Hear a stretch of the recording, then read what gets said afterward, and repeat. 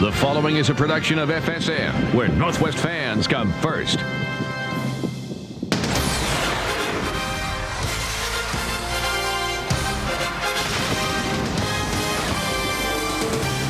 What an unbelievable spring day at Pioneer Courthouse Square in downtown Portland. We're just a few blocks away here on the west end, beautiful PGE Park, where tonight the Portland Beavers take on the St. Louis Cardinals AAA affiliate, the Memphis Redbirds. And we are here in the bullpen at beautiful PGE Park. Hi, everybody. I'm Rich Burke along with Scott Anderson. Welcome to the Toyota pregame. Portland Beavers baseball here on FSN. Now, Scott, being down here in the bullpen, do you feel like you want to suit up again like you're playing days in AAA in the major leagues? It feels good. I kind of feel like grabbing a ball and spinning a few curveballs here. Now, one of those guys who's in AAA right now, but who will get a shot in the big leagues if he continues to pitch like he has his last four starts. Tonight's starting pitcher, Cesar Ramos. Yeah, the 24-year-old left-hander has been throwing very well in the last four starts, as you mentioned.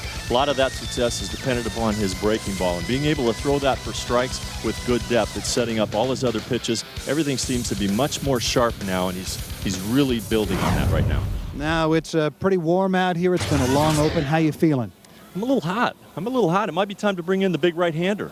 Okay, let's go to the bullpen. Let's bring in Beavers relief pitcher Scott Patterson, who's going to join us here for a moment. And Patty, you guys have been outstanding. The bullpen has been the big plus for this team. You pretty happy with how things have gone? Yeah, it's been going great. You know, it's not like a few of us have been pitching good. The whole bullpen, every single one of us have been just pitching real well. Now, last year, Scott made his major league debut for the New York Yankees. Also time in the big leagues last season with the San Diego Padres. Here in AAA right now. You like being here now? Yeah, this is definitely the funnest team I've ever played on since I've been playing ball.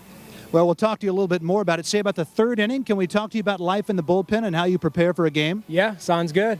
All right, Beavers relief pitcher Scott Patterson. He'll join us during the game in the third inning here at PGE Park. The Beavers, the Memphis Redbirds. It'll be Cesar Ramos against the Gonzaga graduate Clayton Mortensen. And Beavers baseball is next on FSN.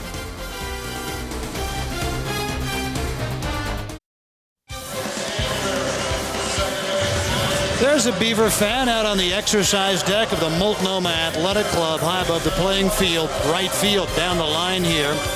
Let's have a look at the Memphis starting lineup, brought to you by Portland General Electric. Memphis, the AAA affiliate of the St. Louis Cardinals. Shane Robinson will lead it off and play center. And then Tyler Green, the shortstop, outstanding fielder. Alan Craig hits third and plays left. Javier Brito will play first base. John Jay is the right fielder. Jared Hoffpower at second. Casey Roulette, the third baseman. Matt Pagnozzi, nephew of former Cardinal Tom Pagnozzi, will catch.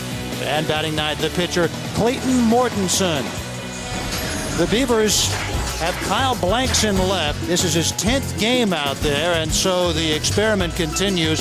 And in center field for the Beavers is Will Venable and Vincent Sinisi in right. Chad Huffman at first, Matt Antonelli at second, Craig Stansberry at short, Brett Dowdy at third, Eliezer Alfonso back at the plate, and Cesar Ramos on the hill. 24-year-old left-hander. He'll be 25 on June 22nd. Born in Los Angeles, graduated from high school and still lives in Pico Rivera, California, and went to Long Beach State University, where he was quite the duo back in 2005 with Jared Weaver. The two combined to go 27-5, 1.94, and he's starting to get things figured out here at AAA ball. Well, we've had a chance to watch Cesar on a lot of our broadcasts, and what always impresses me, he's a very, very smart pitcher. And obviously being left-handed is a huge commodity. He's always had the ability to drive the ball inside to right-handers, which is very, very important at the big league level, especially here at PGE Park with a short porch out in left field. But what's held him back to this point so far is his ability to throw that good, deep breaking ball for a strike, and he's starting to do that now. And he feels like it's helping all of his pitches right now. He's taking the pressure off of his fastball. There you see PGE Park in Portland, our 7-story tall hand-operated scoreboard in left center field, ivy covering the wall. And a beautiful setting here on the west end of downtown Portland as Shane Robinson climbs in. And he takes the first one from Cesar Ramos for a strike, and we're underway. Robinson just 1 for 11 in this series, and you want to keep him off the base paths. Runs well. Cesar Ramos, 2-seam fastball, 4-seam fastball. also a cutter, circle change, and as of this year, throwing the pitch that he had a lot of success with in college and in A-ball. He hadn't thrown it since A-ball. It's a curveball. And a leaping catch it short by Craig Stansberry. One down here in the top of the first. Well, that ball was hit on the screws, but Stansberry did a nice job getting up. Stansberry getting more playing time. He's homered each of the last 3 days, his first 3 home runs this year.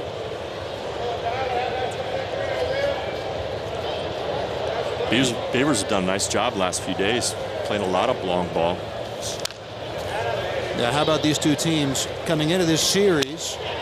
The top 2 teams in the 16-team Pacific Coast League in earned run average. They are 15th and 16th in team batting average and runs scored. And we had a pitcher's duel in the opener. The Beavers won that one. Pitch to Green to right center field. Long run for Venable and Sinisi, and Venable dives and can't get it. And Sinisi will play it and get it back in to Antonelli. Green digs for third. The ball past the cutoff man. He'll be in there with his second triple of the year. Great effort in center by Will Venable. Yeah, Will got a pretty good jump, but that ball just carried very, very nicely out to the deepest part of the ballpark here. He knew he could afford to dive because he's got Vince Sinisi that's closing rather quickly on the ball as well. So he loses nothing by going for it at that point. Knows it's going to be a double, possibly bounce over the fence. So you have the 2 best pitching staffs in the Pacific Coast League and the 2 lightest hitting offensive clubs, and yesterday they combined for 8 home runs in an 8-7 Memphis win. Each team hit 4 round trippers, including 2 for Memphis's Alan Craig and 2 for the Beavers' Will Venable. Craig, 6 home runs on the year, 2 of them coming yesterday, both solo home runs, both to left field. Yeah, the parallels between the 2 teams are really amazing. I mean, you know, the batting averages are .243 each as a team. As you see the ground ball to third.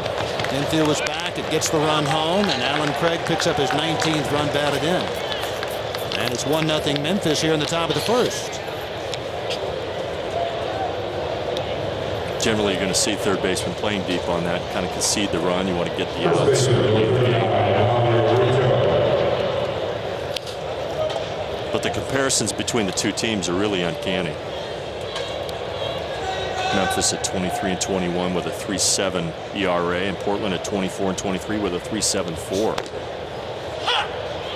Really, the only real big differences are Portland's got 49 home runs on the season, and Memphis has got 27.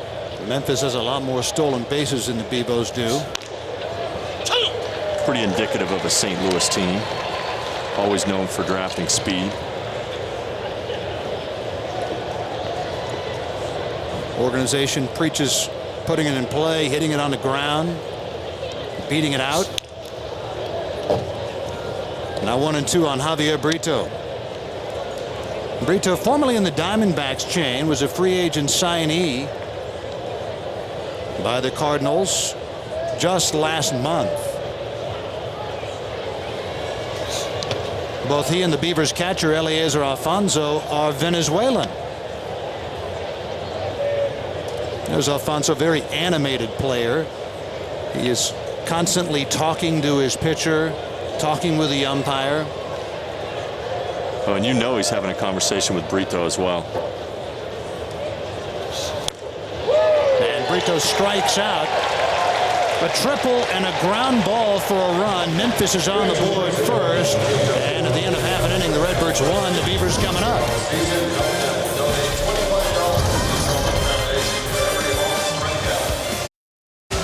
Memphis picked up a run in the top of the first inning. Here's the Beavers starting lineup, brought to you by Portland General Electric. Brett Dowdy, the third baseman, followed by the shortstop Craig Stansberry. He's homered in 3 straight games. Then the center fielder Will Venable and the left fielder Kyle Blanks. Vincent Sinisi hits 5th and plays right. Then the first baseman, Chad Huffman, followed by the catcher, Eliezer Alfonso, second baseman, Matt Antonelli, who joined the Beavers on the last road trip, and pitcher, Cesar Ramos. Memphis defensively has Alan Craig in left, Shane Robinson in center, and John Jay in right.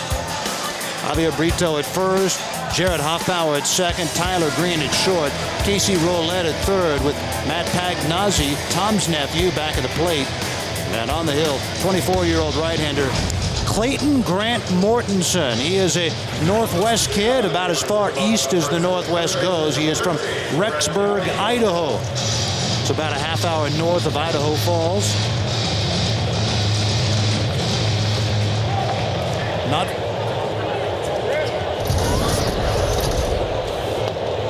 far from the Wyoming border.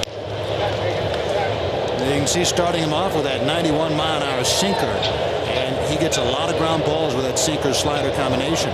Well, he's signed out of college, high draft pick as a senior, and like many pitchers for St. Louis, really their sinker is the pitch that they like to preach. And you know, I've never seen a ground ball hit out of a ballpark, and this guy's got a good one. He'll come at you with a decent little slider, and he's developed a nice little changeup this year that really mirrors his sinker, which has kind of neutralized the left-handed batter, and provided him with some pretty good success this year. Again, 47 innings pitched, only 37 hits, and that's what you're kind of looking for when you're seeing a new young player at the AAA level. Is he giving up a lot of hits? Is he able to put guys away? And he's got 47 innings, only 37 hits, and 19 walks, 34 strikeouts. So he's got good statistics, good numbers right now, and just easy to develop a little bit. Now 2 balls and no strikes to Stansberry, who can look for one to drive. He has 3 home runs, won each of the first 3 games of the series. Stroke to the gap in left center. Robinson unable to cut it off at the pass. Stansberry around second. He's going to try for third, and here he comes. He'll be in standing. So each team, as their shortstop, hit a 1-out triple in the bottom of the first inning for the Beavers at Stansberry. In the top of the first for Memphis, it was Tyler Green, and the similarities between the teams continue. It just keeps on going. These teams were just the mirror image of each other right now, and that pitch was just up in the zone. Again, sinker ball pitcher has got to have the ball down in the zone to make that ball move, and at 2-0, he came in and challenged Stansberry, and the ball was up a little bit, and he did what he was supposed to do. He hit that mistake into the gap, and nice piece of running. Saw that ball got past Shane Robinson and took advantage of it. Now here's Venable, the number 3 hitter for the Redbirds. Alan Craig got the ground ball to drive home the run. Let's see what Venable can do. And the Redbirds bring the infield in the bottom of the first inning. It's a little odd at this point in the game to do that. Yeah, it really is. You know, a lot of times you'll see guys bring the corners in to stop the guys, but play the shortstop and the second base up the middle at normal depth, especially with the AstroTurf. Has a tendency to be a little bit quicker, but that's the trust that they have in this guy's sinker to be able to get a ground ball. And that's fair, fielded by Brito. Stansberry hung up, dives back into third, and he's in there. And Venable aboard in the fielder's choice. A bit of a hesitation at first base by Javier Brito. He was on the bag, and so Venable out, pardon me. There are 2 down. Well, he got that ground ball, just not enough to get through. Brito did a nice job. You see, he froze the runner, had the peace of mind to hit first base and make a pretty decent throw over to third. Good heads-up play right there by Javier Brito. So 2 down now. The Beavers, unlike the Redbirds, unable to get the run home on the ground ball.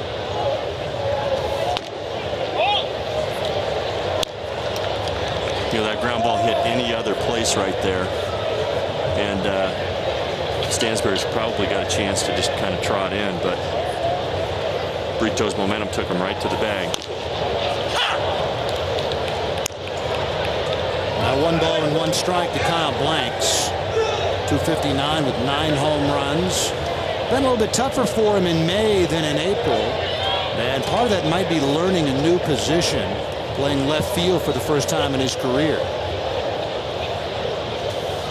Well, the Padres just love his offensive capabilities, and obviously at the big league level, Gonzalez up there is not going anywhere, and they got to try to find a place for this guy at the big league level. And so oftentimes learning a new position, things change a little bit, your mindset changes. We see chase that slider there. Pagnazzi setting up outside corner again. This time the change. 2 balls and 2 strikes. The Cardinals love Matt Pagnazzi's defensive abilities.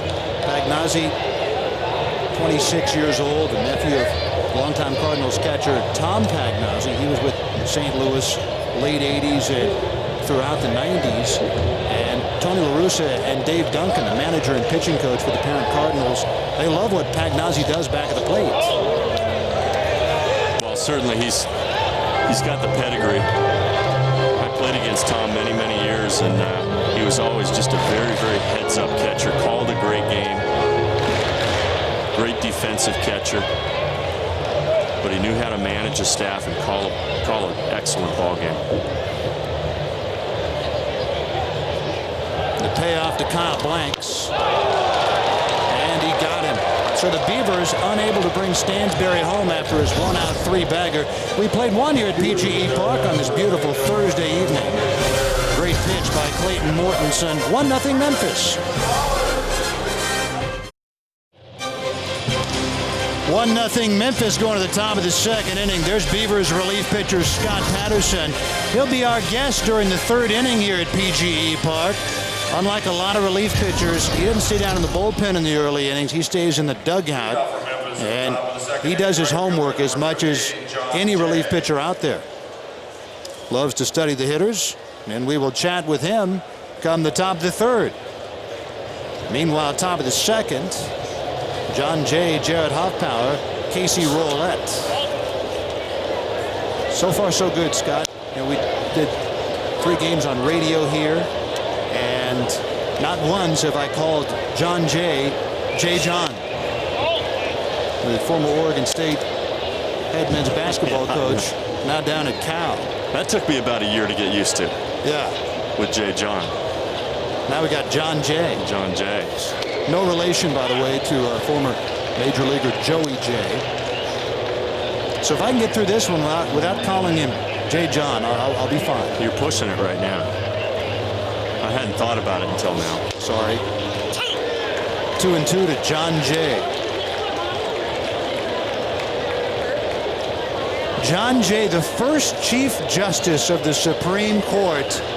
Spelled his name with an H. Chad Huffman. And there's one down here in the 2nd. Nice work, guys. I wonder where they dug that up. Boy. Got some historians in the booth. I should say so.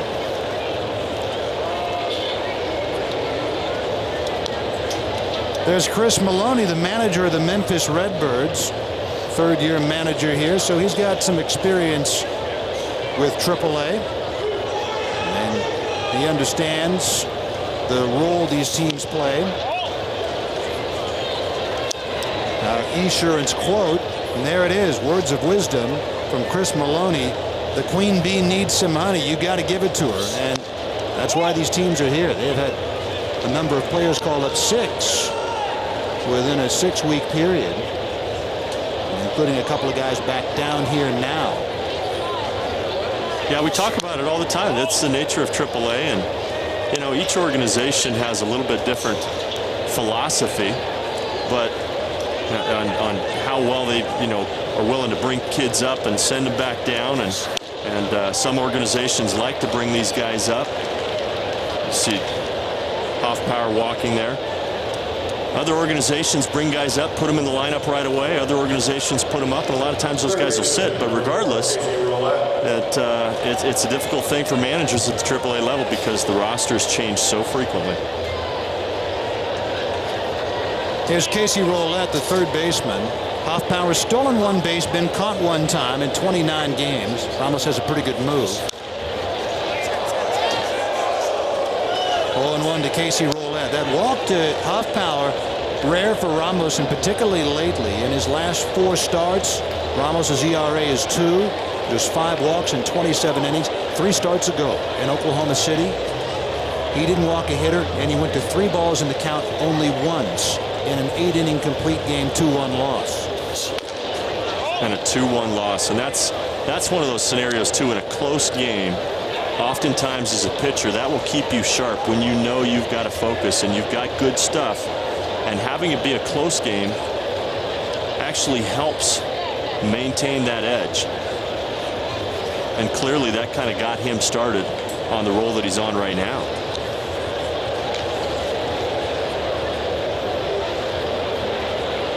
Ramos is starting to figure things out at AAA, and a big thing for him is trusting his start. He is starting to gain confidence that what he has can get guys out at this level.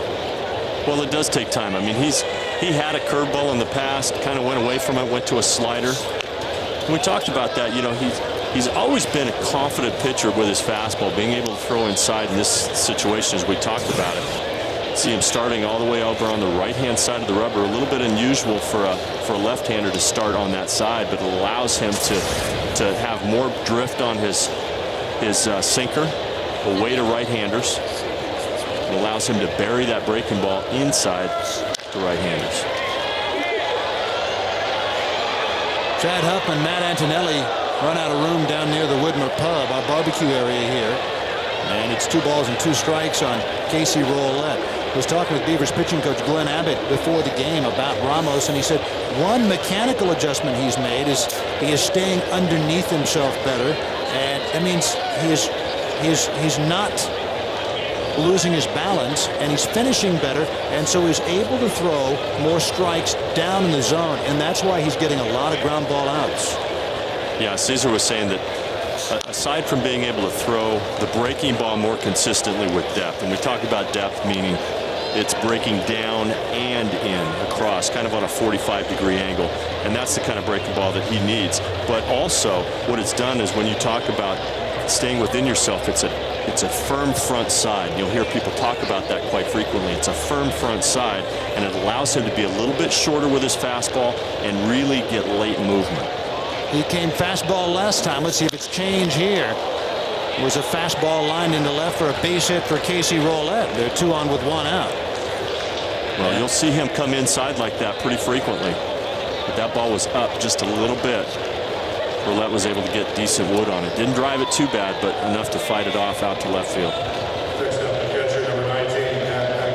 Matt Pagnazzi, the number 8 hitter, comes up. 20 games, hitting just 163. And if he can get past Pagnazzi, he's got the pitcher on deck. Here at AAA, anytime 2 National League affiliates meet, the pitchers hit. If there's an American League affiliate involved, no matter where the game is, the DH rule is used. That's why sometimes people come out to PGE Park and they see the pitchers batting. Other times they see the DH rule in place. So the Memphis Redbirds, the Cardinals' top affiliate, and the Beavers, the Padres' top affiliate. So the pitchers hit. Ramos has to get by Pagnazzi. And then the pitcher Mortensen. Our FSN fan pulse: should baseball dump the DH entirely, use the DH for both leagues, or keep it as is with separate rules? Text A for dump it, B for use it exclusively, or C for keep it as is. No DH in the National League, DH in the American League. 95323. Standard text rates apply. That one just misses. 2-1 to Matt Pagnazzi. What's your take on that? What are you voting? A, B, or C? Well, my first inclination is what's wrong with the way it is. I kind of like it. I would change one thing, though.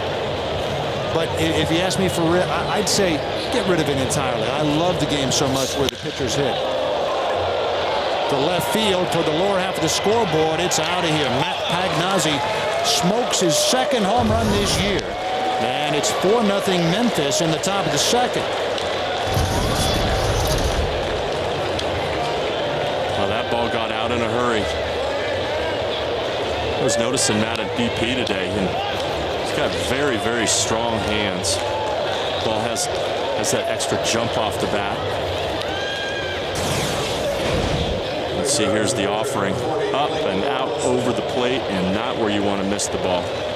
You can see Alfonso giving him a target down and away. Just missed with his location and paid for it.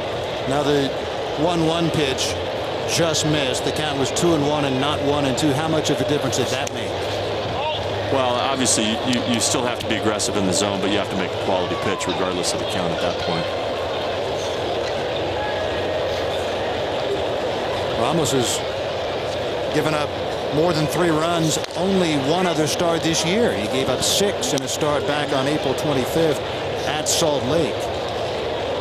He gave up 3 once, and other than that, never more than 2.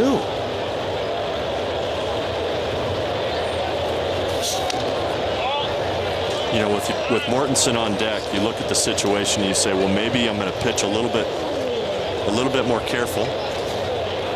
Pagnazzi really just, you know, batting 163 with 1 home run and 4 RBIs coming into it. Not a whole lot of at-bats under his belt right now, so you're not expecting him to come out and swing like he did. But as you fall behind, you become more reticent of maybe putting him on, not making that mistake, and facing the pitcher in that situation with bases loaded, 1 out. And now he's fallen behind Mortensen 3-1 with leadoff man Shane Robinson on deck. And that's alarming. A walk to the opposing pitcher. Mortensen 1 hit in 10 at-bats coming in. And he draws the walk here.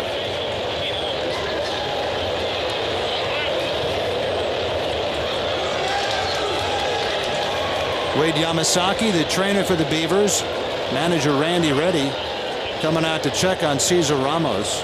A lot of times it's the catcher who alerts the dugout that the pitcher may not be quite right physically out there, huh? Well, the catcher obviously can see the differences in the nuances of the pitch and whether he's losing velocity or whether his ball changes in its rotation, and oftentimes that could be an indicator that something's not right with the pitcher, obviously.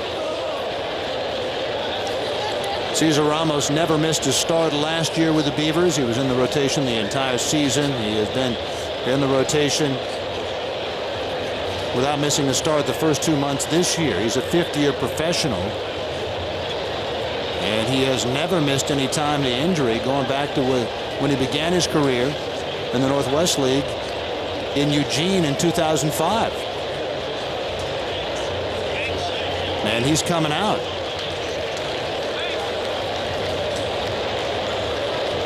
Well, they like that guy, and they're not going to take any chances. Again,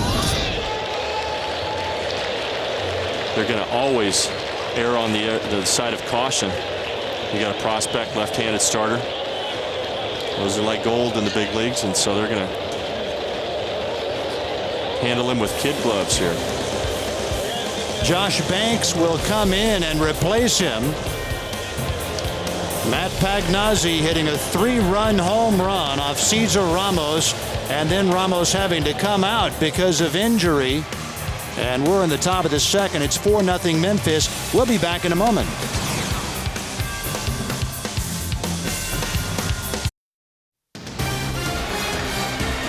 Portland Beavers baseball on FSN is brought to you by Remax and by Toyota.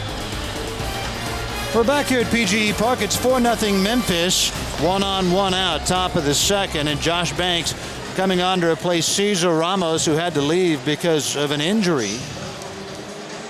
Last year, Ramos's battery mate was Nick Hundley, and Hundley had a great season for the Beavers last season and getting a chance at the big league level this year.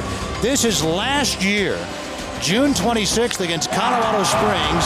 He got a base hit up the middle to drive home Chip Ambrose, and the Beavers won in the bottom of the 10th inning over the Sky Sox. This year, earlier in May, Hundley came up in the bottom of the 16th inning, and he hit a solo home run to win it. And so last year he did it with a walk-off single here in AAA, and this year the 16th inning home run in the big leagues. It's a great thing about coming here to watch these games. as you get to see the guys who are the Major League stars of tomorrow. Well, and you oftentimes you get a little chance to see whether these guys have a flair for the dramatic, and you see that development. It's so good to see Nick. Really enjoyed spending time with him while he was down here in Portland. He's just a real hard-working guy, very polite and unassuming, but you saw great things. And to see him come in with a game winner, that's, regardless of where his career goes, he's going to be talking about that to his grandkids. There you see Kyle Blanks, Will Venable, and Vincent Sinisi, the starting outfield for the Beavers tonight. And Venable has seen time in the major leagues and produced well with San Diego last year.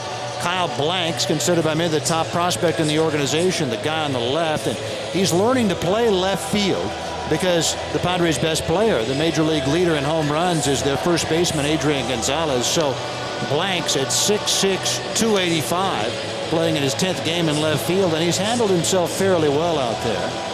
And Vincent Sinisi, at one time considered a good prospect, but his career has been derailed a little bit by injuries. Craig Stansberry has had time in the big leagues with the San Diego Padres the last couple of years. Stansberry got a base hit 2 years ago in his first major league at-bat. Memory serves, it came in Philadelphia. He's starting to get hot for the Beavers right now. Working his way back into the starting lineup. Had a little bit of a sore back, then kind of a recurring injury, and back in there now, and he's homered 3 straight days. So Josh Banks coming on, and because of the injury, Banks had as much time as he needed to warm up. And he's been a guy who's filled a lot of different roles for the Beavers. He's been a starter. He has worked in long relief, middle relief, and now coming on because of injury. A couple of outings ago in New Orleans, Wade LeBlanc threw 2 innings because of an injured bicep, coming back from that. And so, as expected, he went just 2. Josh Banks came on and threw 6 outstanding innings that night in New Orleans. Yeah, much of the success for the Portland Beavers so far this year has been the strength of the bullpen and the ability for those guys down there to adapt. And Josh Banks is one of those guys. Obviously, he's got 10 games under his belt so far this season, 5 of them starting.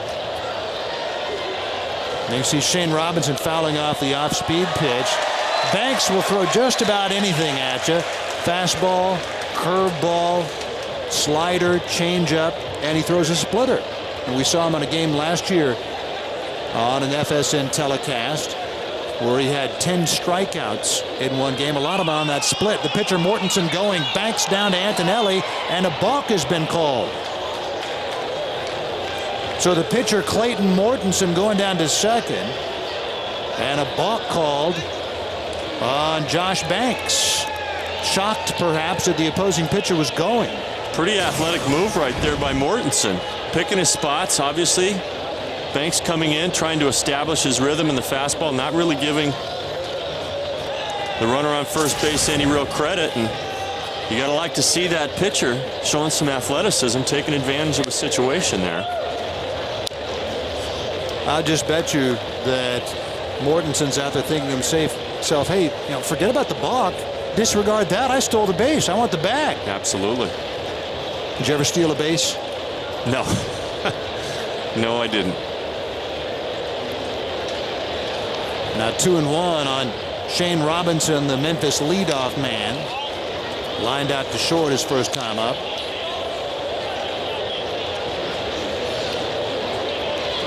You talk about the mental challenge of being in the bullpen here.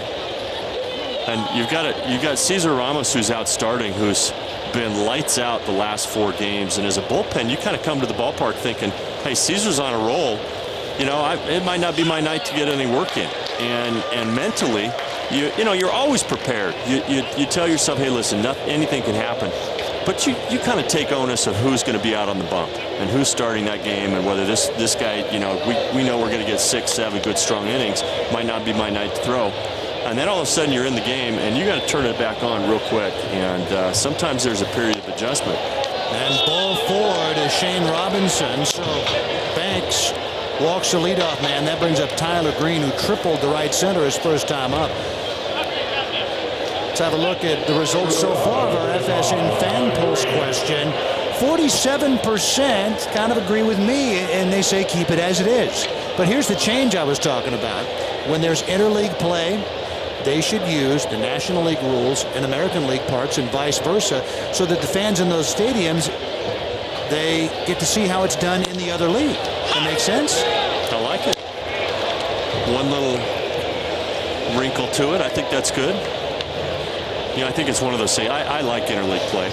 I know there's a lot of arguments right now that some teams may be at a disadvantage. I mean, you've got you know, the Yankees coming in or the Dodgers coming in, and maybe, you know, those teams are a little bit stronger, and that's going to affect your record. But for the most part, I think it's very, very good for baseball. And I think, unfortunately, I don't think baseball as a whole has taken the steps to bring in new viewers. I mean, I think they've always had the old viewer, the person that's grown up with a game. But I think baseball needs to make some adjustments and bring in a new fan base, the younger fan base. I think they've taken some steps. I like the wild card. I didn't at first. I like interleague play. I like the idea of a few earlier World Series games. They're talking about that. That just misses now 1 and 2 to Tyler Green. Those are all great things.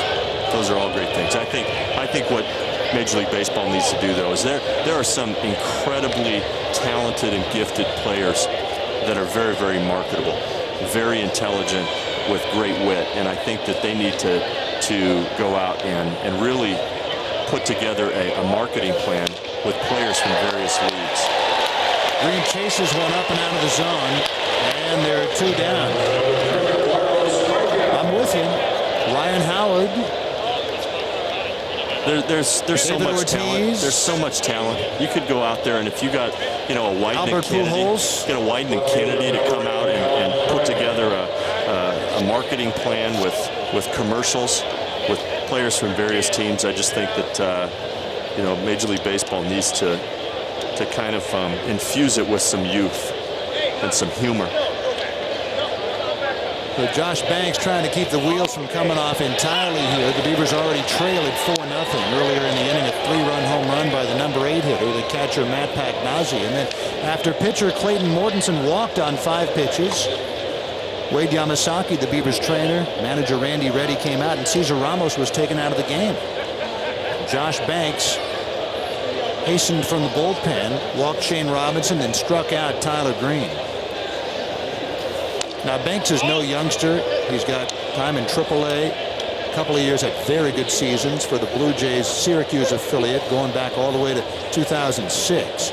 He's 26 years old, but when you come in, you've got everybody waiting for you. You've got as much time as you need to warm up because of the injury. Is there a tendency to rush and maybe start to work before you're really ready, because you know everybody's waiting on you? Absolutely. I think it's a very, very difficult situation to be put into, and it's one that, you know, all of these guys out here are creatures of habit, and they have their routines, and clearly coming out in the middle of an inning to take a pitcher out that appears to be very, very healthy up until that point, it's a change in routine. And obviously Josh has been around a long time. He's a professional. He's going to probably never make an excuse for not coming out ready, but you would have a tendency to maybe shorten up your warm-up and get going. Command is this guy's game. Right. Rare for him to walk somebody in his career, a 4-to-1 strikeout-to-walk ratio. And always around the plate. he came in and walked the first hitter to face him, Robinson, then struck out Tyler Green on a high fastball. Now he's got Craig by the neck, 1-2. Craig hit 2 home runs yesterday, and he strikes him out. So back-to-back strikeouts for Josh Banks to keep the Beavers within striking distance. Memphis gets 3 to the bottom of the second. 4-0 Redbirds.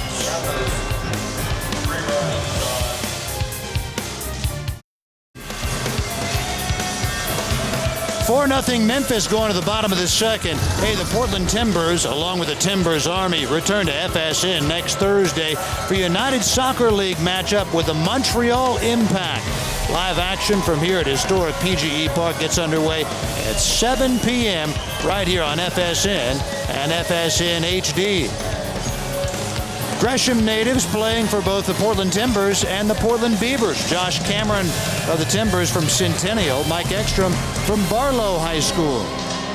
Ekstrom, a member of that outstanding Beavers bullpen, and there he is, checking things out in the early inning here at PGE Park. Now be seeing if he can spot mom and dad in the stands, huh? Sometimes you're down there. It's a long way from the action. You gotta do something to bring you closer, past the time. Remember, we used to play password. You get a judge coming up with words. You team up. All kinds of things to kind of keep your mind. You know, if you sit there and grind down there in the bullpen waiting for your turn, sometimes it could get a little monotonous. 0-2 to Vincent Sinisi. Chad Huffman and Eliezer Alfonso will follow. 4-0 Memphis here in the bottom of the second inning. In the next inning, we will talk with Beavers relief pitcher Scott Patterson right here during the broadcast. And he's not down in the bullpen during the early innings. He sits in the dugout. One of those guys who does like to focus on the opposing team. Everybody has their own routine. Sinisi strikes out on the breaking ball from Clayton Mortensen. Second K for the Gonzaga Bulldog. I kind of like spending some time in the dugout as well. A lot of times you'll get some information from the catcher as they're coming in. You're listening to the starting pitcher and the catcher have some conversations about certain tendencies of the hitters, and you can always pick up a little bit. It's just one more additional bit of preparation before you go out there.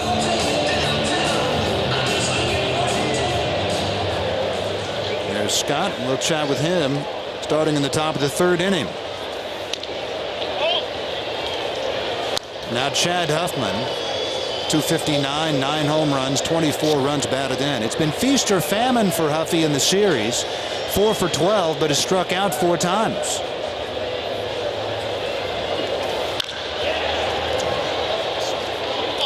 One ball and 1 strike. Right now Memphis going with a 6-man starting rotation. So these guys with the off day, they have an off day, they don't throw for a week, and that can make a guy a little rusty, huh? It can, especially a sinker ball guy. A lot of times you want to be a little tired. Adds a little bit more sink. Remember Tommy John saying that he liked to throw on 3 days rest. Of course, he was very much a soft tossing sinker baller. Didn't have that hard sinker, and right. He felt like when he was more tired, he got better sinking action on that 2-seam fastball. Absolutely, yep. And you know, you saw the Atlanta Braves in their heyday with their starting rotation. Even though they would run on a 5-day rotation, most organizations will have you throw on the side 1 time in between starts, while Atlanta started having guys throwing 2 times between starts for that very reason, to maintain the good tactile feel of the ball, get the most amount of movement that you possibly can from the ball. But a 6-man rotation oftentimes at this point in the season allows these guys to regroup a little bit. Long run for John Jay. Not much foul territory there, and a great sliding catch. Wow, what a play. Down by the Widmer Pub where the netting is, there's not much foul territory at all, and he acted like he comes here to play all the time. Yeah, he played that very, very well. You see the ball a lot of times. That right fielder will give up on that. That ball has a tendency to drift even farther. There's only about 12 feet of foul territory there.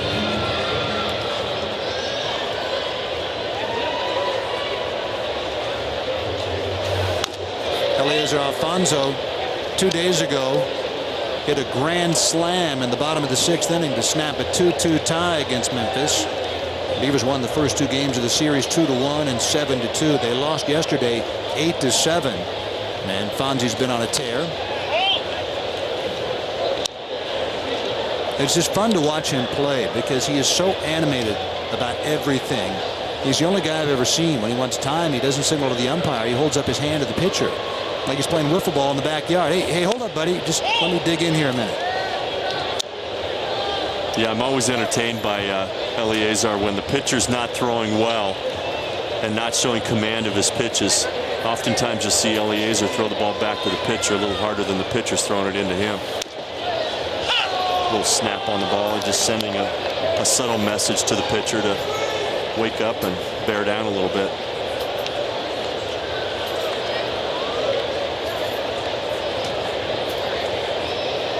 He's certainly a free swinger. Batting .323 this year. He loves to hit a fastball. That was the sinker, the sinking fastball from Clayton Mortensen. Well, that's the benefit of it in a 3-1 count. That's a fastball count with a hitter that's a dead red fastball hitter, and he just came in with a good sinking fastball and challenged him. Took something off that one, and still 3-2 on Eleazar Alfonso, the Beavers catcher. Yeah, Mortensen wasn't happy with that pitch. That was his changeup. And going on to, you could tell when he caught that ball back, he was a little frustrated with that location and really got away with it. 2 outs, none on for the Beavers here in the bottom of the second, trailing at 4-0. And Alfonso lines one in the left. He's now hitting 7 straight.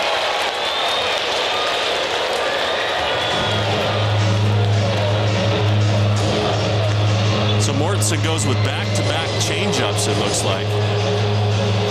It's not a bad idea. He's had a number of strikeouts with that changeup. Missed with a 3-2 pitch. Eleazar fouled it, and he decided to come back and throw another one. Try to improve upon it. Threw it in the same spot. You could see Mortensen kind of wince after he threw that pitch. Upset that he left it up, and probably thinking he's fortunate that it was left in the yard.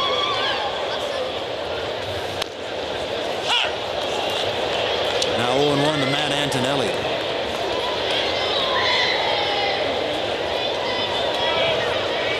Antonelli joined the Beavers at the outset of the previous road trip to Oklahoma City and New Orleans. This is his 15th game with the club. And considered one of the top prospects in the organization, Antonelli was here most of last year after having a solid year between A-ball and Double-A the year before.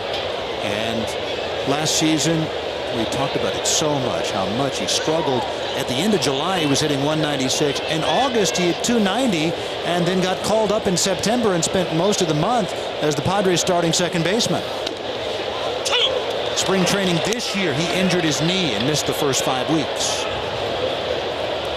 Yeah, really unfortunate for Matt. Obviously, we talked about his struggles early in the year, and so much of the game is just rhythm and gaining your confidence, and you could see Matt, as the season progressed, just continue to grow and get stronger and more confident, and obviously rewarded with a call up to the big leagues. And again, oftentimes, you know, that call up doesn't necessarily mean you're going to break into the lineup, and he got an opportunity to play, which is, it's one of those learning experiences for a young player. You know, you just don't know what your role is going to be when you get there. And they told him when he got there, hey, you're going to be our guy. You're going to play second base every day. And it was garbage time for the Padres in September last year anyway, so why not give him a look? Well, and it's a perfect time. That's exactly what most players would like to see, to get their feet wet and to try to get comfortable. And that's what we always talk about, is you can't play your best unless you're comfortable. And oftentimes when a player gets called up to the big leagues, they're in a situation where they're not comfortable. They're out of sorts. They're not playing the position that they were playing in AAA, or they're not in the role that they were in. They're not batting in the same spot in the lineup. There's so many different adjustments, and oftentimes a player doesn't get a chance to get comfortable. Different things are expected of you. You might be hitting third here and 8th in the big leagues. Right.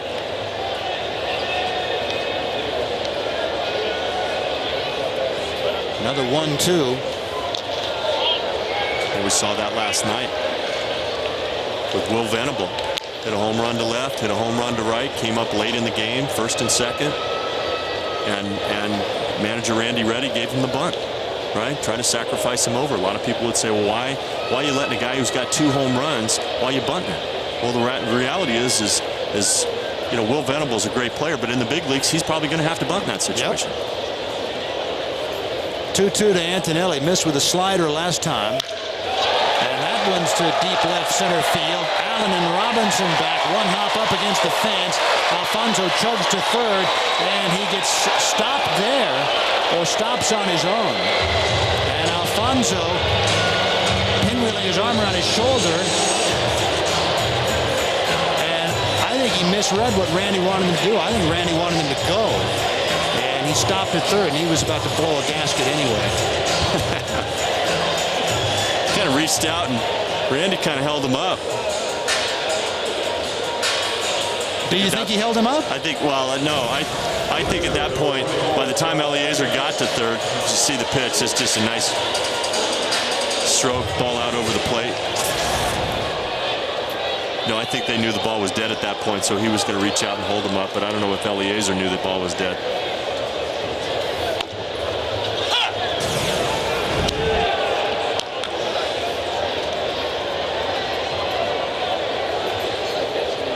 He was telling him to get back.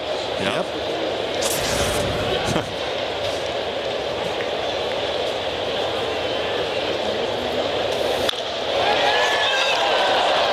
Josh Banks grounding out to the first baseman, Javier Brito, and so Mortensen uses the pitcher Banks as the safety valve to get out of the second and third two-down jam, and the Beavers leave too. Maybe I do like the DH. We go to the top of the third. We'll chat with Scott Patterson when we come back. Beavers relief pitcher, 4-0 Memphis.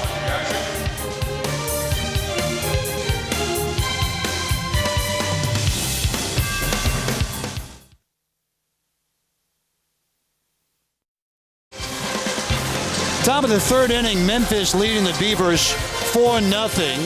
Now, if you saw our game open, you know that Scott Patterson, Beavers relief pitcher, chatted with us just a little bit, and we told you he'd be back when we got to the third inning. And Patty, you talked about why you said this is the most fun team you've ever played on, the Portland Beavers 2009. Why? Well, you know what? We just have a good time, you know. When I was with the Yankees, everyone was, it's good to win, but everyone was, the whole staff was just, it was either win or nothing. This staff's a little bit funner. We just do things together as a team more. So, Patty, Scott Anderson here. Hey, tell me about the bullpen, your preparation. I see you're in the dugout. Tell me about your routine and how you like to prepare for the game. Obviously, you know the days that you're going to be up and the days that you might not be up. Yeah, normally what I do, I come down here for the first couple innings, and I'll watch. I'm going to watch all the hitters just to get a feel, how I'm going to pitch them if I'm in that situation, if I'm throwing against those guys. And I know you guys saw me looking at the lineup. I just wanted to see. I know Khalil Green, I think, went on the DL, and I was kind of just trying to figure out who went up for him. That's the only reason why I was looking at that. Do you ever get a chance? I mean, do you pick things up between Eliezer and the starting pitcher and kind of find out how they're working guys? Yeah, pick that up. And the big thing is when they get two strikes on the guy, what they're finishing those guys with, and that's kind of what I want to finish, the same hitter with that same pitch. A lot of it's based on your strengths, though, and you've been working a lot more with your splitter this year, huh? Mm-hmm. Yeah, that's a big thing for me. What I try to do when I'm out there, last couple times out, I haven't got ahead of the hitters, but any 1-2 or 0-2 count, I'm going to throw that splitter. So we talked about it on a radio interview the other day. When you're watching the hitters, you're trying to figure out how you can get two strikes in the count so that you can come with that split, right? Exactly. That's what I really want to do, get two strikes on them. And I say finish it, watch how they're finishing, but I want to throw the splitter just to really, work on that. That's kind of what they want me to throw, up in the big leagues. They want me to really work on that splitter. That's what Balsley said to me, so that's what we're trying to do down here. Well, certainly that's made a career for a lot of players up there, Scotty. So obviously that's something that, I remember a lot of players out there that were struggling to get there, and they figured out that pitch, and they spent a long, long career in the big league. So yeah, hopefully I can figure it out here in the next month or so, and I can get some of that time myself. There you go. There you go. You started your career in independent baseball in the Frontier League. Do you feel like you've had to prove yourself every level you've gone up to prove that you belong there? 2 years ago I had a real good season in Double-A, and I think after that, I kind of just I relaxed a little bit. I wasn't so pressured. You know, every day I'm like, oh, what can I do? What can I do? You know, you still want to make yourself better. I still work my tail off. But after that season happened, I was like, well, I can do this. I can hang with these guys. Josh Banks retires Javier Brito, and there's one down here in the 3rd inning. So how long do you spend in the dugout before you eventually head down to the bullpen, and you typically being an 8th or 9th inning guy? Normally I'll spend about 3, maybe 4 innings in here just watching the hitters, and I'll go in the clubhouse, I'll stretch out a little bit, put my spikes on, and then go out to the bullpen. So, Scotty, is it all business when you get down there? I've spent a little time in the bullpen, and you get some quirky individuals down there, a lot of personalities. Yeah. What kind of games you guys do? I know, we used to mix in password, right? Everybody team up and come up with a password. What kind of games you got going down there this year? I mean, they'll put some. They got like a heavy ball down there. They'll stack some cups up and do some bowling games, stuff like that. And they come up. I think they come up with something new every day. In those first couple innings, they're always messing around down there. But once we kind of get into the 5th, then it becomes everyone's real serious watching the game. Sure. Did you ever have to come into a game as Josh Banks did here because another pitcher got injured?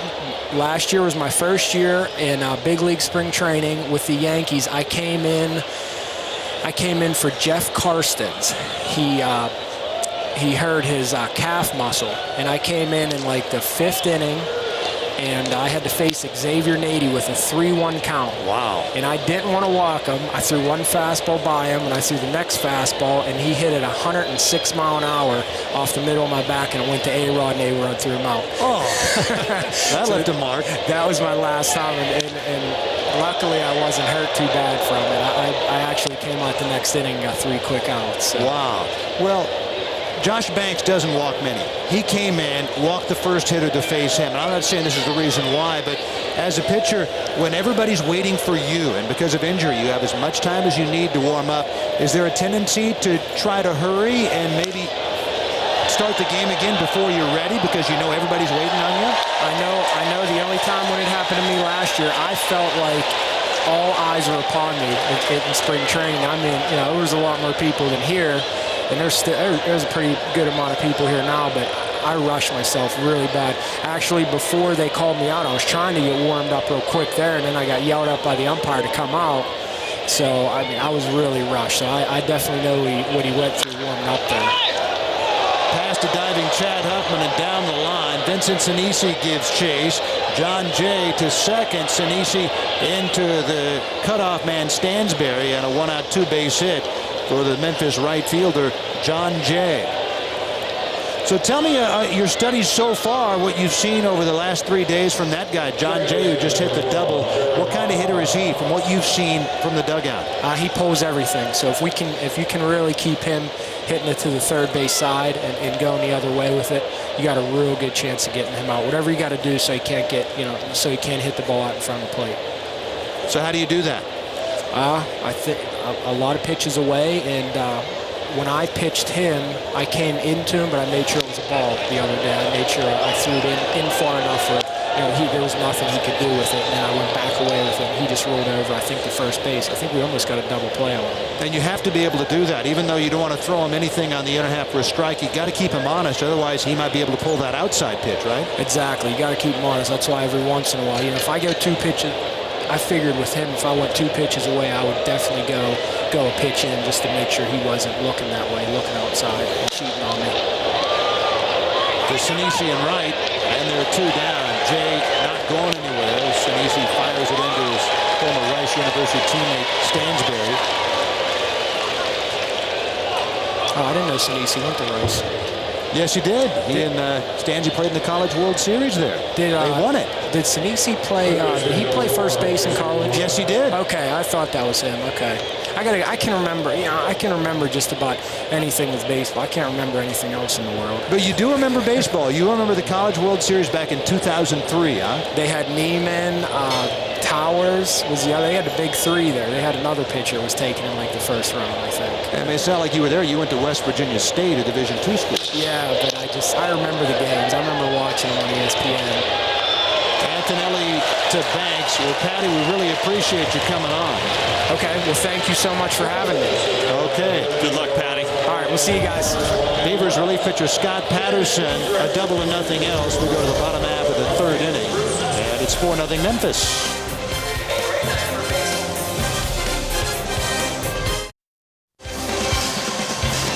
Beavers have dug themselves a hole, trailing 4-0 going to the bottom of the third. Let's have a look at our Comcast on-demand replay and take a look at the hustle of Beavers pitcher Josh Banks on a ground ball to the right side where Chad Huffman found himself out of position.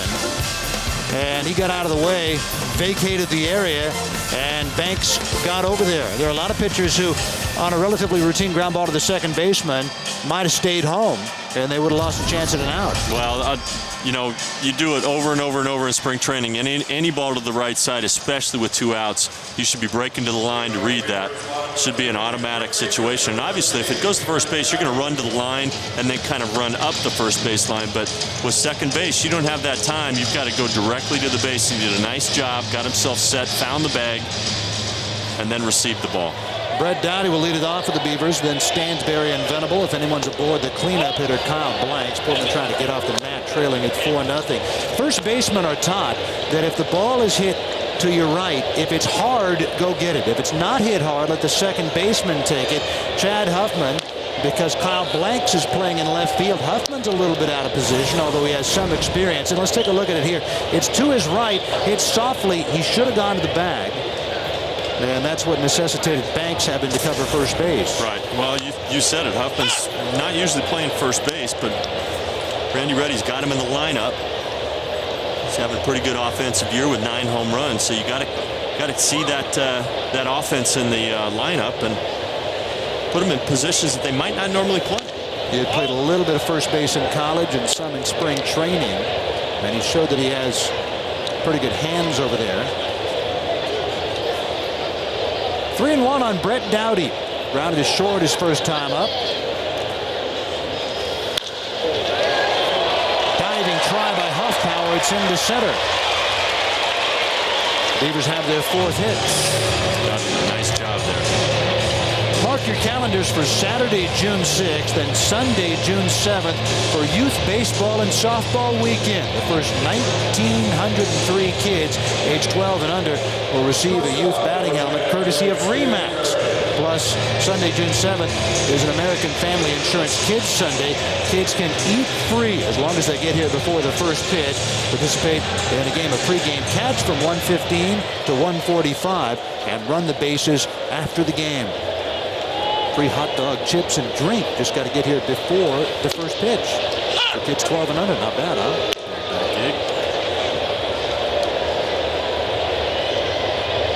Stansberry, who has homered 3 consecutive games, Monday, Tuesday, Wednesday, tripled his first time up tonight. He's raised his batting average more than 40 points in the series. Came in hitting .262. To short and Tyler Green to Huffpower, and it's a 6-4-3 DP. 2 down in the Beaver third. See Huffpower there, got rid of it very, very quickly. Stansberry pretty quick down the line, not with blazing speed, but they had to work pretty hard to get that. And obviously, Mortensen's that sinker ball pitcher, and that's the beauty of that pitch. You get a lot of double plays.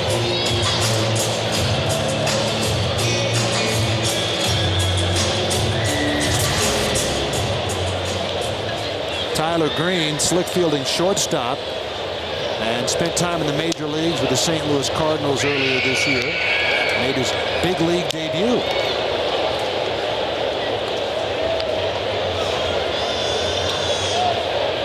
They say defensively Tyler Green is ready for the big leagues. And they really like him. And he has made some spectacular plays at short in this series. He got deep. You see the defense, middle playing very, very deep with Venable. Now you have the luxury of playing deeper on the artificial turf surface, but that is deeper than any middle infield duo I have ever seen play here. And it's not like Venable's a slow runner. He runs pretty good. He runs pretty good.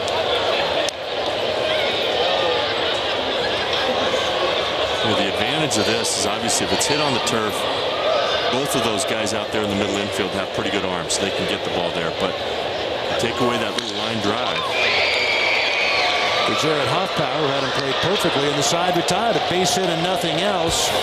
Clayton Mortensen rolls a double play ball, relatively easy inning, and we go to the top half of the fourth, and it's 4-0 Memphis.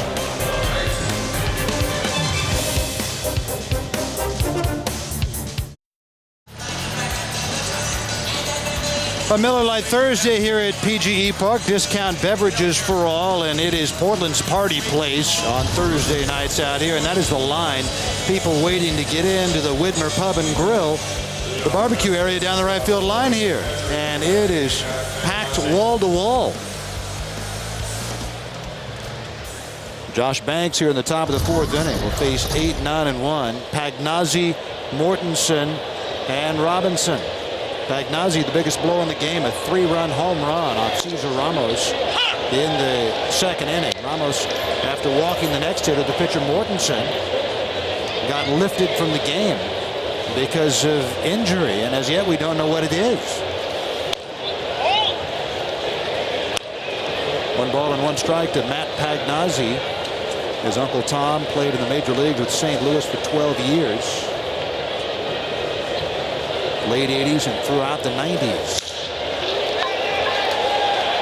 Vincent Sinisi able to flag that. There's one down.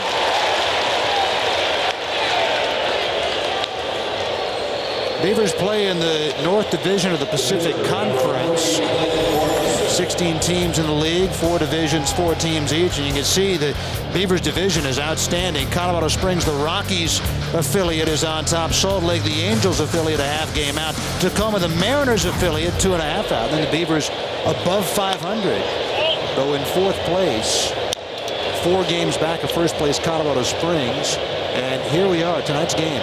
Game number 48 of 144. This is the 1/3 point of the season, and all 4 teams within 4 games. It's anybody's race. Yeah, there's a lot of baseball still to be played, and their division certainly is probably one of the strongest in the PCL.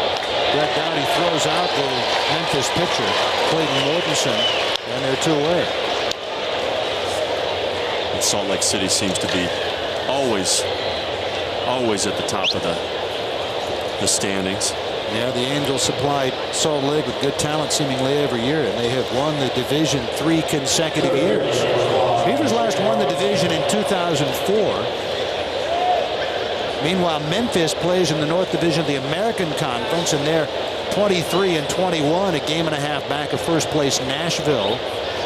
And yes, it's the Pacific Coast League, but it goes all the way to 500 miles from the Eastern Seaboard. Sinisi runs this one down, and a 1-2-3 inning. Like Vinny might have misjudged that. Not sure if he knew how close he was to the Widmer Pub down there. 1-2-3 go the Birds in the 4th. To the bottom of the 4th, 4-zip Memphis.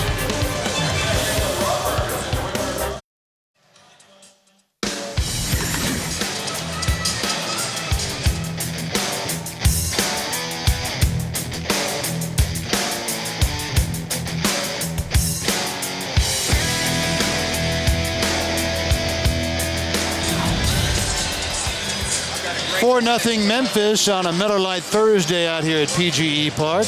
Told you it's the party place. Beavers playing the Memphis Redbirds, the Cardinals AAA affiliate. And the Pacific Coast League goes all the way back to Tennessee, also down to Louisiana, New Orleans, Round Rock, which is near Austin, Texas, Oklahoma City. So you have 8 teams in one conference, 8 teams in the other, aligned basically geographically. You play the teams in your own conference 16 times, the teams in the other conference just 4 times. So the Beavers won't go to Memphis this year. They were there last year. And next year the Beavers will go to Memphis and the Redbirds won't come here. Yeah, you might look at that map and say, well, that didn't seem too bad. You're traveling cross country a little bit, but you know, AAA, you don't have the scheduled days off that you do at the major league level. And you don't have chartered flights. And you're not chartering flights. And you're finishing a game at 10:30, 11 at night. You get to the hotel, you wind down, and then you're up at about 4 in the morning to catch the bus from Iowa, the plane from Des Moines, Iowa to Chicago, and then you're transferring from Chicago off to your next city.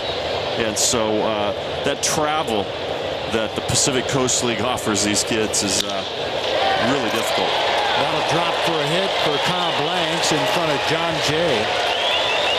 On a 2-0 pitch, he singles to right. Vincent Sinisi comes up. You get the feeling, Scott, that with Josh Banks settling in now, he's throwing 2 2/3 scoreless in relief of Cesar Ramos, and Banksy, a starting pitcher, a guy who can stay out there a while. If the Beavers can get a hit or two, get some guys on base, drive home a couple of runs, that they're very much in this game. Well, 4 runs is nothing for this team. Again, we're talking about similarities, and you got Kyle Blanks, who just led off with a base hit, but he's got 9 home runs, 27 RBIs. You got Will Venable in front of him with 9 home runs, 24 RBIs, and then you got Chad Huffman coming in after Vince Sinisi here with 9 home runs, 24 RBIs. So they can put a lot of offense up on the board very, very quickly. And so, yeah, we've talked about it before. The bullpen for the Beavers has been very, very strong all year long, and this is exactly what they've been challenged with: situational pitching, coming in and holding the game close, and allowing the offense to catch up, and giving them a chance to come back and win this ballgame. Kyle Blanks at 6'6", 285, and he runs fairly well. He stole 5 bases in 9 attempts last year with AA San Antonio. He has not attempted a steal so far this year, and we're a third of the way through the season. 1-1 to Vinny Sinisi.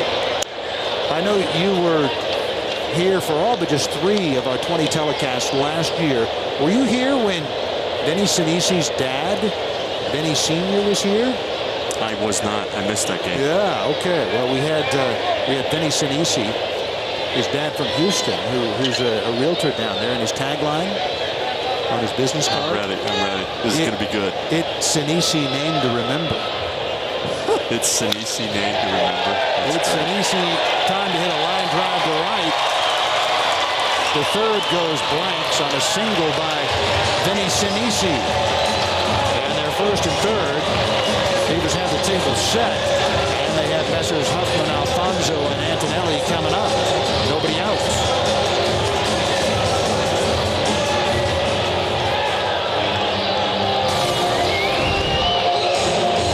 It's a good fastball. Just did not sink. You see that ball's up around the belt. That is not where Clayton Mortensen lives or has success living.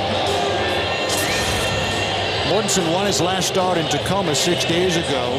Just 2 hits and 5 1/3 innings. His previous 2 starts, though, was leaving the ball up a lot, and he gave up 8 runs in 10 1/3 innings and allowed 5 home runs. And for a sinker baller, you don't see that much. No, and again, who knows what the cause of that is. Obviously, we didn't get a chance to see those starts, but as a sinker baller, you want to be able to throw a lot, and that 6-man rotation, maybe that has some effect. Maybe it's a little bit of a learning curve for him and how to manage his time off in between starts and how much he throws. Now, did you see that slider to Huffman? That was he got a called strike, but it wasn't where he wanted it. Exactly. Pagnazzi setting up outer half, and that one misses. I had the conversation, though, with Glenn Abbott, pitching coach for Portland, and we were talking about the development of a young pitcher. And, oftentimes these guys expect to go down to the bullpen and have their sinker and have their slider and have their changeup all working at the same time. But the reality is you may in a season only have 5 games where you go out to the mound with all your stuff. And some guys are mature, they're able to handle it, and you say, hey, this is what I got to go out and win regardless. Other guys, they go down to the bullpen, they don't feel good, they walk between the lines, and they're already beat. They are already scuffling, and in their head, they're in panic mode. So it's not just confidence in what you have, it's confidence in what you have on that day. On that day, and oftentimes, very rarely do you have all your pitches. Now, on the last pitch, after back-to-back sliders, it was a fastball, and this time Pagnazzi setting up outer half again. And the slider misses. No swing, says Dixon Sturman.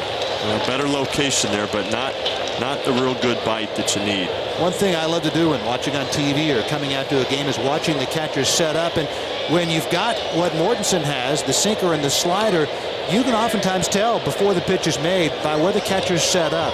If he's setting up outside to a right-hand hitter, probably slider. He's setting up inside. Well, probably fastball.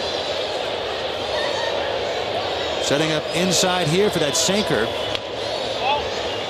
And it missed. Sometimes, though, he might set up outside and try to have that fastball start outside and come back and hit the outside corner. Which is a very, very difficult pitch. But now that Mortenson's got this changeup, you know, that ball setting up inside, you can't necessarily, you can't guarantee that ball in on a right-hander is going to be a hard pitch. Would a righty throw a changeup to a right-hand hitter Absolutely. on the inner half? Yeah. You don't see it very often. You don't see very often, but with his changeup, with Mortenson's changeup, it mirrors his sinker so well that he can get away with that ball down in the zone.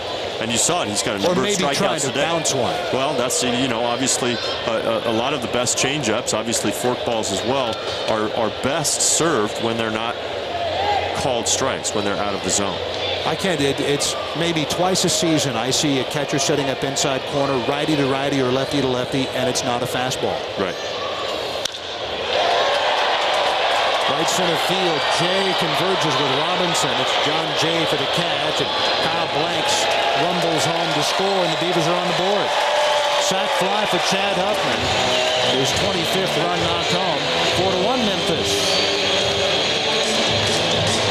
Well, Chad did a nice job there. He got a pitch up in the zone and drove the ball. Obviously, you look at a guy like that and you're thinking he's going to look for a home run, but when you're down 4-0, you know, obviously a 3-run blast gets him right back in it, but you got to do the little things. You got to convert, and he did a nice job there. He got a pitch, something he could drive to the outfield. Got to bring up Eliezer Alfonso, the Beavers catcher. Extended his hitting streak to 7 with a base hit to left in the second. He was eventually left at third base after a double by Matt Antonelli. Alfonso had a grand slam here on Tuesday to snap a 2-2 tie in the bottom of the 6th.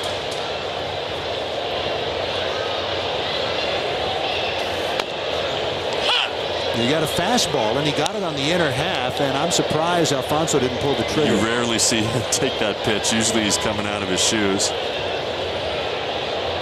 You'll see Alfonso, a lot of his home runs will be line drives. He's a very, very aggressive hitter. Isn't that a quintessential catcher's look right there? Gritty, eye black dripping down his cheek. Ooh, and that's just not fair for a catcher who takes so many bumps and bruises behind the home plate to foul one off your own foot. That happens a lot with the sinker, though, doesn't it? It does. You're going to see that, and that does not feel good. Ooh. Right off the shin. See, a lot of players now will wear that shin guard. I'm not sure it would have been high enough to protect him there. That was pretty high on the leg. Wade Yamasaki, the Beavers trainer. Cesar Ramos already having to come out because of injury back in the second inning. That got him just a few inches below the knee, and it dropped him immediately. You know, that's that tough pitch, that pitch bearing down and in. We've talked about it before, but Joe DiMaggio, who was a right-hand hitter, he said that was the toughest pitch for him, is a right-hander's sinking fastball coming down and in. He didn't like it at all. Well, it's a difficult pitch to get the meat of the bat on. You got to be really quick and stay inside of that pitch. Your natural reaction as a hitter when the ball's inside is to clear those hips and get the bat head out in front. But as that ball bears down and in, it's very, very difficult to stay inside of that pitch. See if he goes right back to it here on 0-2. If I'm Alfonso, I'm a little bit tentative about that sinker. And look at the catcher setting up for the slider. It is, and he got him. Could see Pagnazzi's glove was turned up, as if to say, throw it down here, keep it down here.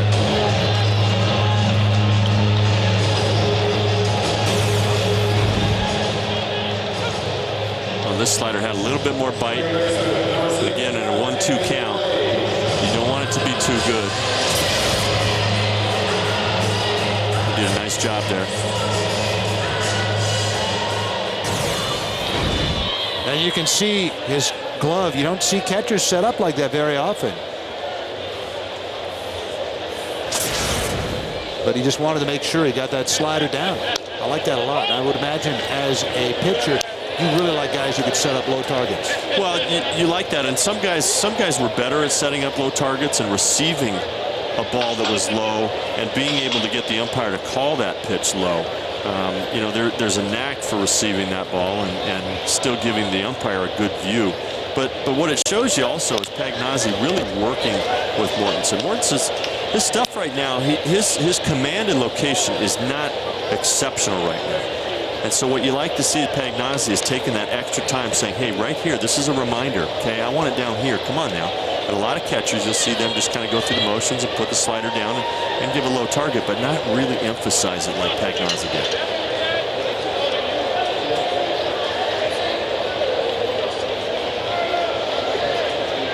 One and one on Antonelli.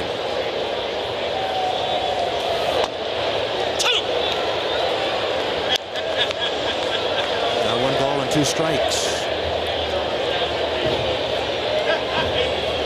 Here in the inning, Blank single to right. Sinisi single to right. Nice play by John Jay to keep it from going into the corner. And then a sac fly for Chad Huffman. Alfonso struck out. Sinisi still at first with 2 down. Antonelli double to left center. Runner goes. The pitch inside, the throw down, and Sinisi has it stolen. Shane Robinson backing up. And Denny has his first stolen base of the year. Good time to send him with a 1-2 count. And particularly with the pitcher due up next. Now he's giving Antonelli a chance to drive him in. Of course, first base is open now.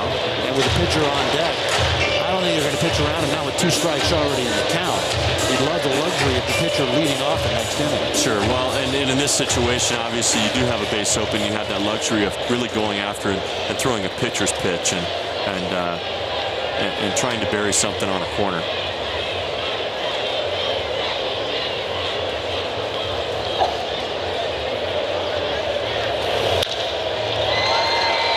Green playing a very deep short. Still has time to throw Antonelli out. Beavers get one. They leave one. We've played 4. And the Redbirds lead the Beavers 4-1.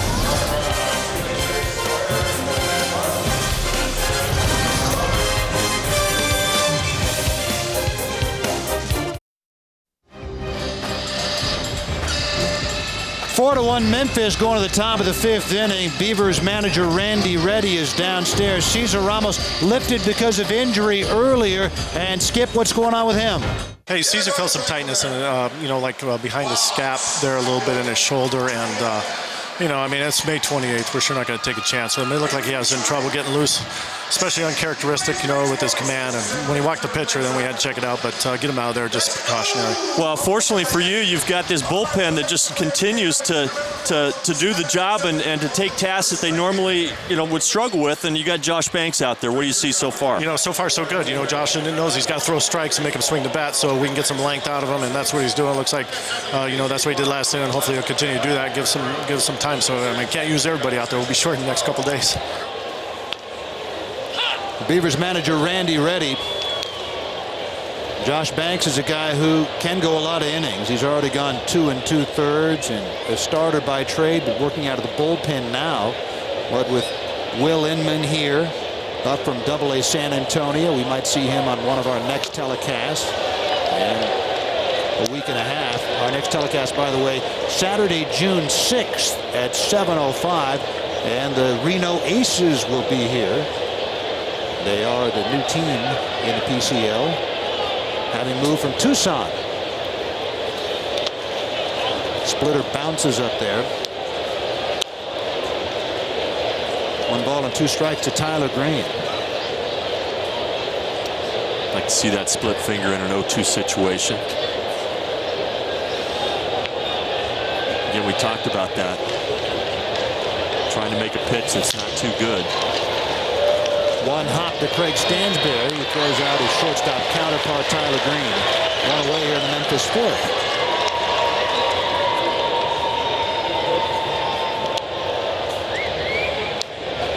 That'll bring up the left fielder, Alan Craig. Craig had played first base first couple of games of the series. And is there a more forlorn position in AAA baseball than the first baseman for the Cardinals' top affiliate? Yeah, what do you do? What do you do? Well, you know what you do is you come out here every day and you work your tail off because there's 26 other teams out there, and you get scouts that are here following players from other organizations, and you look for that opportunity. The hard part is a lot of times if you've got talent, the organization is going to sit on you. There's Brett Wallace, who was a first-round draft choice by the St. Louis Cardinals out of Arizona State just last year, and he is playing third base here because of Pujols being in the big leagues. They also have David Freese, former Padres property, acquired by the Cardinals in the Jim Edmonds trade a couple of years ago, and Freese on the disabled list right now, but he too is a guy who could play third base at the major league level. Brett Wallace won the last 2 Pac-10 Triple Crowns, and very rare for a guy to be in AAA ball the year after being drafted. Seeing that more and more, though, with players that play a few years in college, especially in a conference like the Pac-10, coming into professional baseball far more prepared. A lot of these guys playing summer ball out of college are playing in wood bat leagues, so they're getting a little bit of a jump start. That was always the difficult part for players coming out of high school or college early on. In my playing days, there was this adjustment to the wood bat. Well, a lot of them are playing summer leagues now with the wood bat and get kind of a jump start on it. Yeah, the Beavers left fielder Kyle Blanks actually played in a junior college league that used wood bats. He went to Yavapai Junior College in part because they used wooden bats there, and he'd get a jump on showing scouts what he could do with a wood bat. Well, that's one of those very difficult things for scouts to be able to ascertain and project how a guy is going to be able to handle going from an aluminum bat to a wood bat. Again, the sweet spot for a wood bat is only about 4 or 5 inches. Anything towards the end of the bat or anything from the label down, the ball's just not going to go anywhere. With an aluminum bat, it's probably 2, almost 3 times that as far as the sweet spot goes. The 2-2 to Craig. Off speed, still 2-2. Conversely, you'll see a lot of pitchers that have pretty decent success in college, but you'll see a lot of pitchers that are high draft picks, 20, 25, 30th round, with decent success at the college level. They get into professional baseball and they have great success because they learn to be able to throw the ball inside. Nice pitch Expose by those Josh guys. Banks. And the Seattle Mariners will be in action tomorrow night from Southern California as they square off with the Los Angeles Angels of Anaheim in an AL West division rivalry matchup. Live coverage gets underway at 6:30 p.m. on FSN and FSN HD.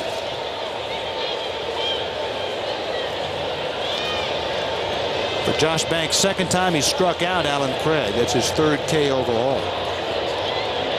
And the first baseman, Javier Brito. Brito bounded back to the box on a fastball his last time out. That was after Banks had thrown him a splitter and then a big slow curveball. He's only thrown 1, maybe 2 of those curveballs in his 3 innings. Stansbury dives and has it. Double punches, throws, and it is not in time. Stansbury had just a little difficulty getting the ball out of his glove. And Brito is able to beat it out. What a great effort by the Beavers shortstop, Craig Stansbury. Well, he had just such great range there, but landed a little hard. And again, you said he double clutched, had just a little bit of difficulty right there. That second little crow hop. Just enough for that guy to get through there. Brito getting down the line pretty quickly for a big man. It looked like Dixon Sturman, the first base umpire, got the call right. Here's John Jay. And like Scott Patterson said earlier, when we had the Beavers relief pitcher on, Jay pulls everything, and he pulls the ground ball there. Side retired. We're halfway through at PGE Park. Beavers having to come from behind. It's 4-1 Memphis.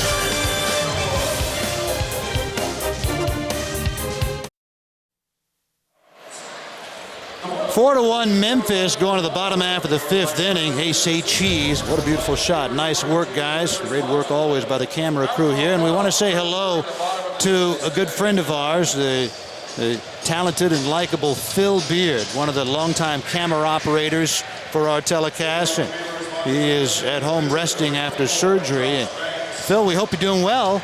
And we got a camera waiting for you when you're ready to go, hopefully later on this summer.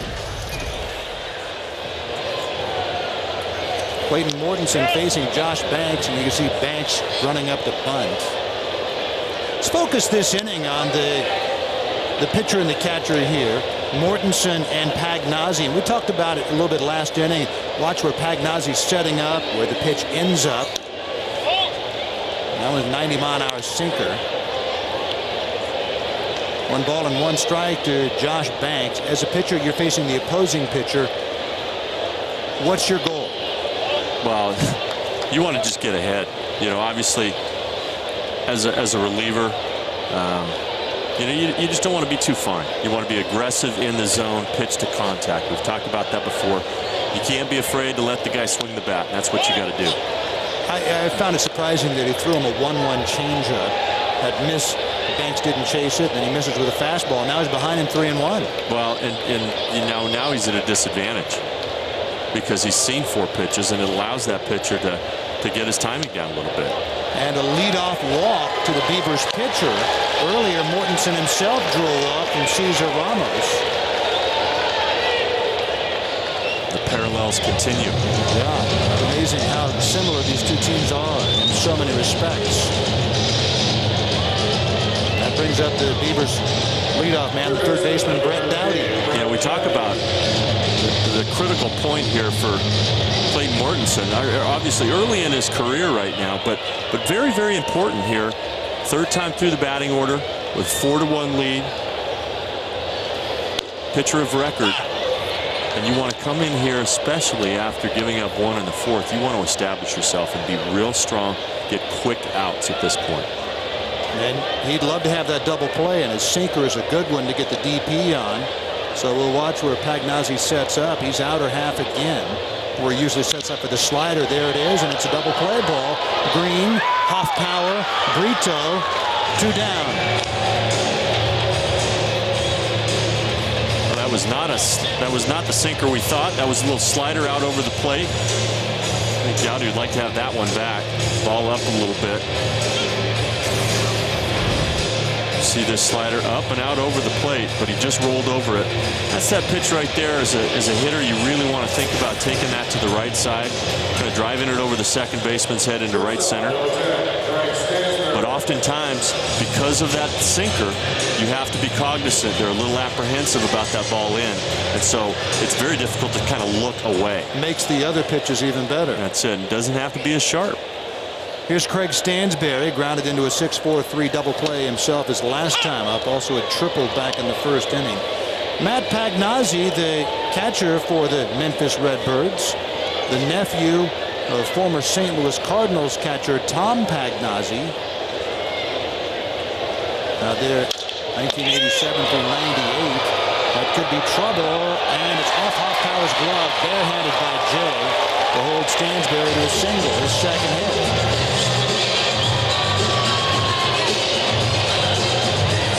There's Tom Pagnazzi. Played in the postseason with the Cardinals, 1987 and 1996. And there's nephew Matt.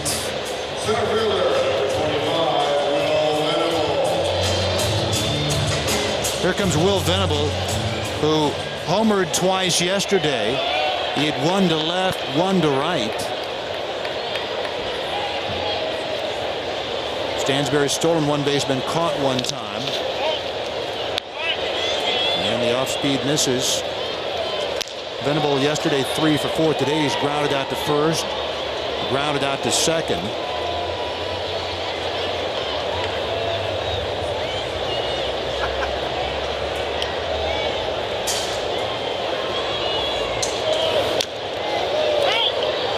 Venable playing center field here, and earlier this week, the San Diego Padres traded for Tony Gwynn Jr. He's been playing some center field for them up there.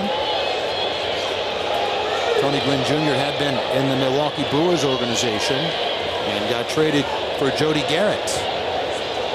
So one outfielder for another.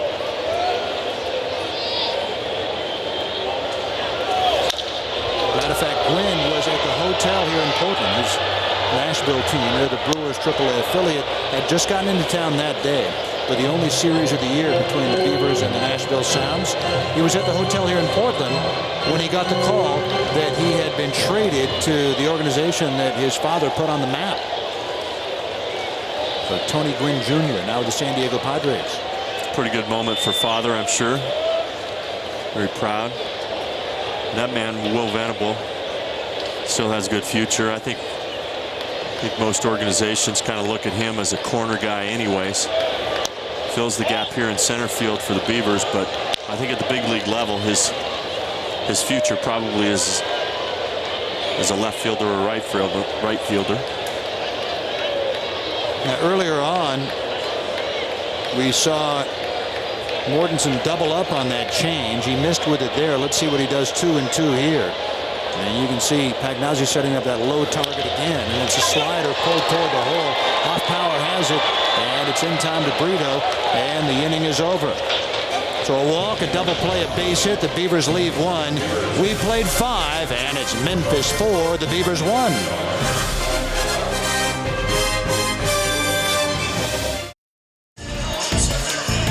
Memphis going to the top of the 6th inning, and Fred Meyer presents a look at what's going on tomorrow down in Texas. The Oregon State Beavers, the number 3 seed in their regional, taking on the number 2 seed Texas A&M, and that'll be tomorrow in Fort Worth. A double elimination regional with a chance to move on to a super regional, best 2 out of 3, and the winner of that would go on to Omaha, play in the College World Series. There's Craig Stansberry, who back in 2003 with Rice was playing third base, and he threw the ball to first for the last out of Rice's College World Series championship. Yeah, good moment.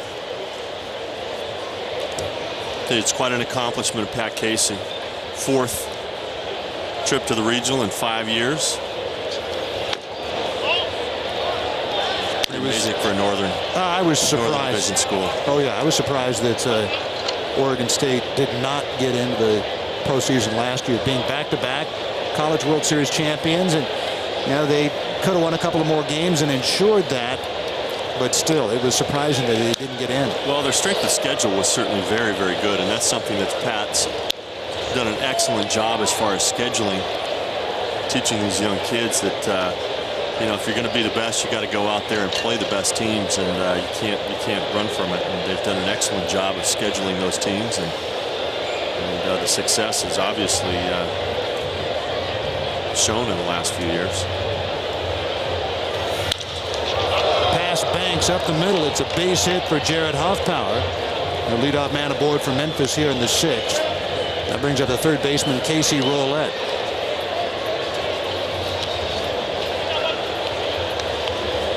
We talked about tonight's starting pitcher for Memphis, Clayton Mortensen, being from Gonzaga. They're also in the tournament. They'll play Georgia Southern tomorrow down in Fullerton, California. It's a pretty tough conference down there. Pretty tough draw. I like Oregon State's chances. Though A&M was scheduled to or picked preseason number 1 in the country. I think they finished 8th in the Big 12, so I think they have an opportunity. Another tough conference. Chad Huffman, the first baseman who went to Texas Christian University.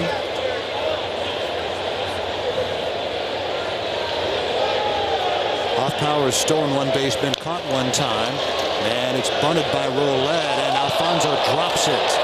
An error on the Beavers catcher, and they're 2 on with none out.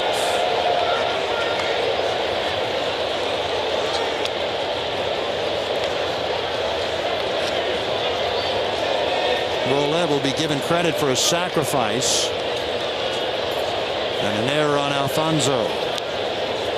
That brings up the Memphis catcher Matt Pagnazzi. Now Clayton Mortensen is on deck to bat for himself. They do have 3 left-hand hitters on the bench, including the highly touted Brett Wallace. Mortensen now walking back toward the dugout and into the dugout, and Pagnazzi bunts it foul.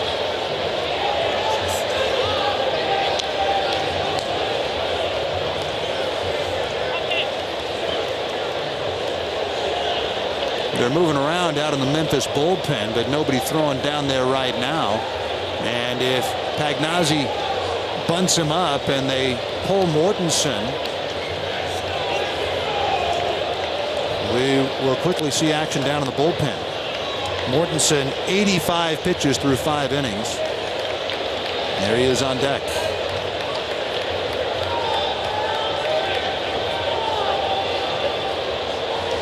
Almost a little bit of a decoy there, isn't he? I think so. And Pagnazzi fouls off the bunt effort.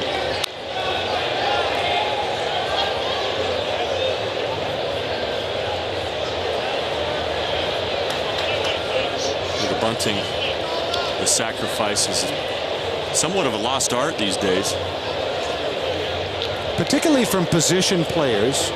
Here when we have National League affiliates meet, we see pitchers bunt, and we have seen the Beavers pitching staff do it very well this year. Off power at second, Roulette at first, average wheels in the base paths. And he is not bunting here. Now 1 ball and 2 strikes. If he was unable to get the bunt down, they took it off. That's another thing that is different. If it were a pitcher up there, they would probably have him bunt even with 2 strikes. You kind of go into plan B. You're still up 4-1. Wouldn't surprise me to see Banks try an inside pickoff move here, where he whirled and looked at second base.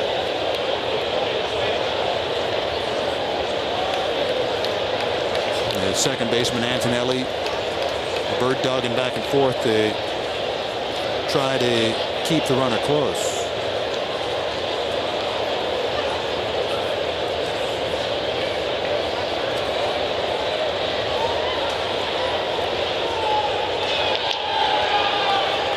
One, 2. Good splitter to strike out Pagnazzi. So Mortensen will come up and bat for himself. Boy, such a key strikeout right there. Again, we talk about the role of the bullpen, just holding that lead, keeping it close, and you see that split finger down and away. It's such an effective pitch, but with 2 strikes, so important to get that strikeout with runners at first and second, double play still in order, and an opportunity to get out of this inning just leading or just trailing by 3 runs at this point.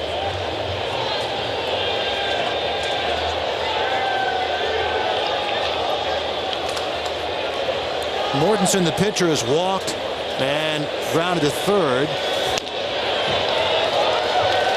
0-1. Now, a lot of times, even with 1 out, you'll see the pitcher bunt the runners up. Now, let's watch Banks. You can see he throws that splitter, and pitchers will start with that split finger grip because it's a lot easier to move away from the grip than it is to it without alerting the hitter what you're doing. Yeah, oftentimes very difficult to bury that ball in the hands. And now he squares and gets it down. Alfonso looks at third and smartly throws to first. They weren't going to get off power. So I wonder if Mortensen missed a sign on the first pitch when he swung and then was able to get the bunt down on the second one. Yeah, you never know. I mean, he certainly put himself in a situation. He took a pretty big cut at it with a ball up. And a lot of times, you know, I saw him in batting practice. He seemed to handle the bat pretty well. Again, the pitcher of record, his chance to drive in the ball, but oftentimes you're setting up the other team. You're not showing bunt on the first pitch. And then you lay it down, you kind of catch the defense sitting on their heels a little bit.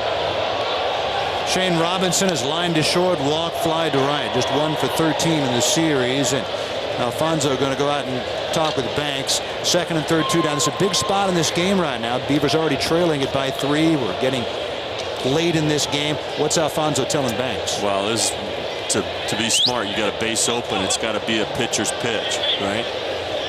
You want to be aggressive in the zone, but you don't want to catch too much of the plate. One mitigating factor there is that there is a good hitter on deck in Tyler Green.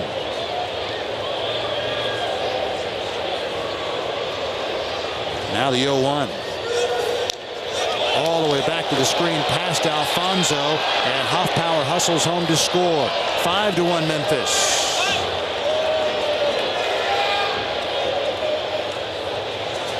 Eliezer Alfonso making an error earlier in the inning, and that's rare for him. And then letting that ball get past.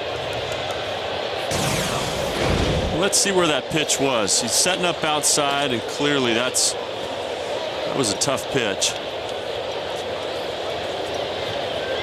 I think 8 out of 10 times he gets a glove on that and is able to stop it, but clearly Banks's command is wavering just a little bit. There was a pass ball on Alfonso, and now Huffman takes it to the bag for the final out, but Memphis adds a run on a base hit, a sacrifice in an error, and then later on a pass ball. 5-1 Redbirds.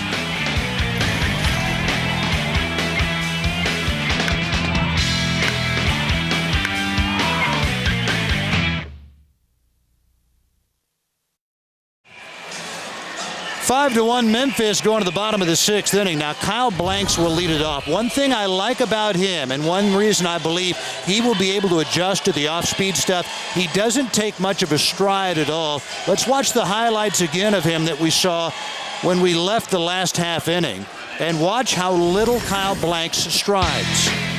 He just lifts up the foot and puts it back down. Yeah, it's just a small load, a little trigger mechanism for him. But it allows him to just trust his hands and his strength. He doesn't need to have a big stride. And that's just picture perfect. That's something you want to show young hitters playing the game. That ability to just have a small little trigger mechanism and trust their hands and their hips. Kyle Blanks, a big man at 6'6", 285. He has been compared to Frank Thomas, 6'5", 257. Let's take a look at a split screen of the two, Blanks and Thomas. You see Thomas starts a little bit more narrow. Blanks is out there. You see that back foot off of Frank Thomas, always kind of a front foot hitter, which is kind of unusual for a big guy, but clearly their size very, very similar. Both excellent hands, both have the ability to go the opposite field very, very well. Kyle Blanks just 22 years old. And now 2-2. And the Beavers won a game here a couple of nights ago when Blanks, leading off an inning, hit a routine ground ball to the second baseman, and he hustled down the first baseline as if he thought it was going to be a bang-bang play. And the second baseman pulled the first baseman off for just an instant, and Blanks beat it out. Later on in the inning, Alfonso hits a grand slam. If Blanks isn't hustling down the line, the inning doesn't play out that way, and the Beavers, who knows, may go on to lose that game. Well, they got him in the outfield.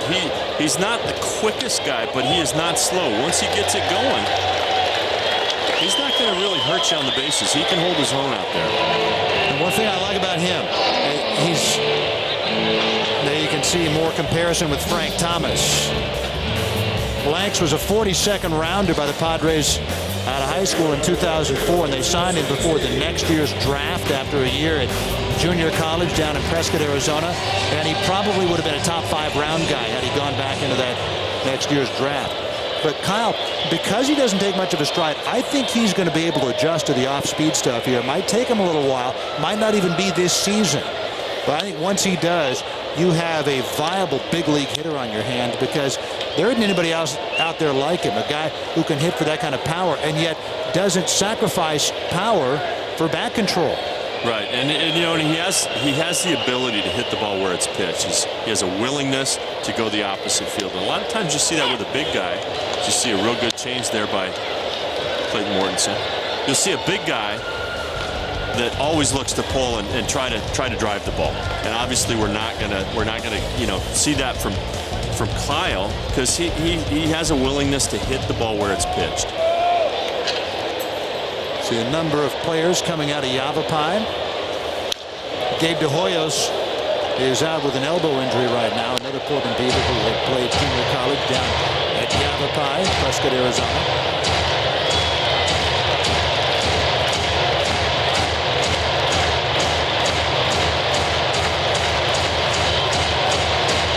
One ball and 2 strikes on Vinny Sinise. He struck out swinging on a Clayton Mortensen slider back in the second, single to right in the fourth. And let's see if he goes back to that slider here. We'll watch what Pagnazzi sets up. It's inner half, might be that slider. It was a fastball, and it got him looking. Well, oftentimes you will not see too many right-handers have the ability to throw a two-seam pitch, start it inside to a lefty, and trust that that ball is going to come back. So Greg Maddux made a Hall of Fame career out of throwing that pitch right there. The danger in that is that with a lot of guys that might drift out over home plate and suddenly, boom, you're looking at a 2-run ball game. It's just something the hitters don't see that very often is the ability to drive that ball inside. They freeze. It looks like it's a ball on the, off the place on the inner half, and it cuts back and catches a corner. He got away with one up there. And remember earlier he had gotten away with a breaking ball to Huffman that was left up. But Huffman so seldom swings at the first pitch. Mortensen just kind of flipped that slider in there for strike one and left it up a lot higher than he wanted to. Pagnazzi setting up inside for that fastball. Broken bat hopper toward the hole, and it's off the glove of the third baseman Rolette. And had he not touched it, Green might have been able to make a play. And they're 2 on with 1 out. Huffman sawed off by that sinker, but gets a base hit out of it anyway. Yeah, he certainly did get jammed in there, and not much you can do there.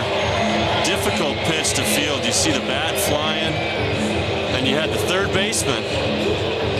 That ball way inside. Such a difficult play. You got a bat flying in your peripheral vision. Green was backing up. Casey Rolette, but just a little too much distraction.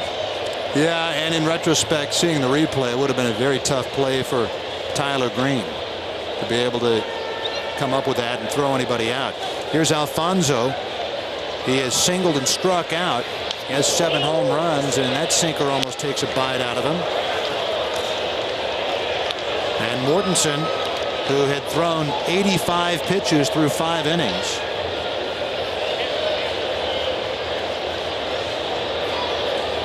And so he is right about at the 100 pitch mark. 1-0 on Alfonso, who can look for his pitch right here. There's some organizations that are very, very disciplined about how many pitches their starters will go. Oftentimes they won't go more than 100, 105 pitches.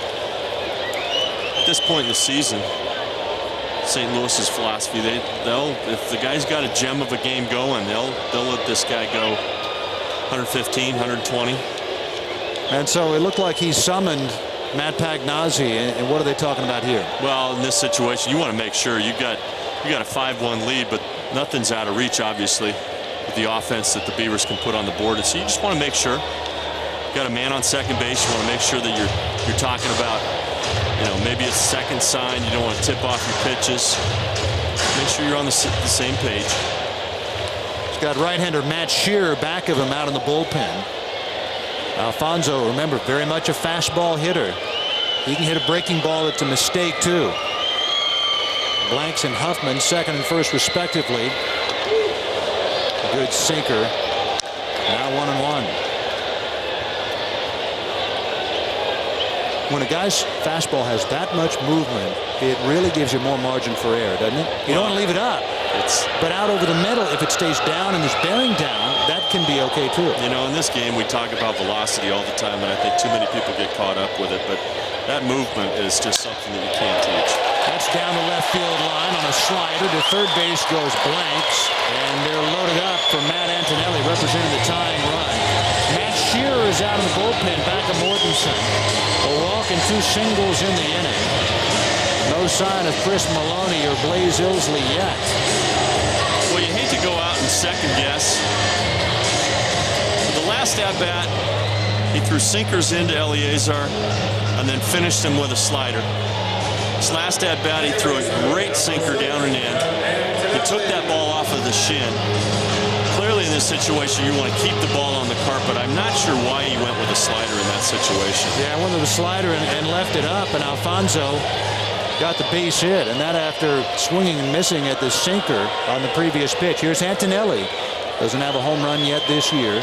Beavers have 2 grand slams this year, and the tying run is at the plate. Matt Antonelli last year with Portland hit 7 home runs, 1 more during his month in the big leagues. You know, in that situation, I just don't want to get beat with my third pitch. You know, regardless, Alfonso's a dead red hitter, loves the fastball, but you know, if I'm Clayton Mortensen, I believe in my sinker, and I am not going to get beat with my third pitch. And you know, he's in a situation right here, bases loaded, 1 out. He still can roll that ground ball. Now 1 ball and 1 strike to Matt Antonelli. But he puts himself in a situation where he may walk away with no decision. And you want to try to keep the tying run away from home plate at any time. On deck is Josh Alley to pinch hit for Josh Banks. Antonelli representing the tying run. 1 down here in the bottom of the 6th. Big spot for Clayton Mortensen. 90-mile-an-hour fastball, and that's on the other side of the screen. And it's 1 and 2 on Antonelli. And I think the Cardinals organization right here now with Mortensen going past 100 pitches, kind of like you alluded to, they want to see what he can do once he has thrown this many pitches in a game. Well, you know, we've talked about this before.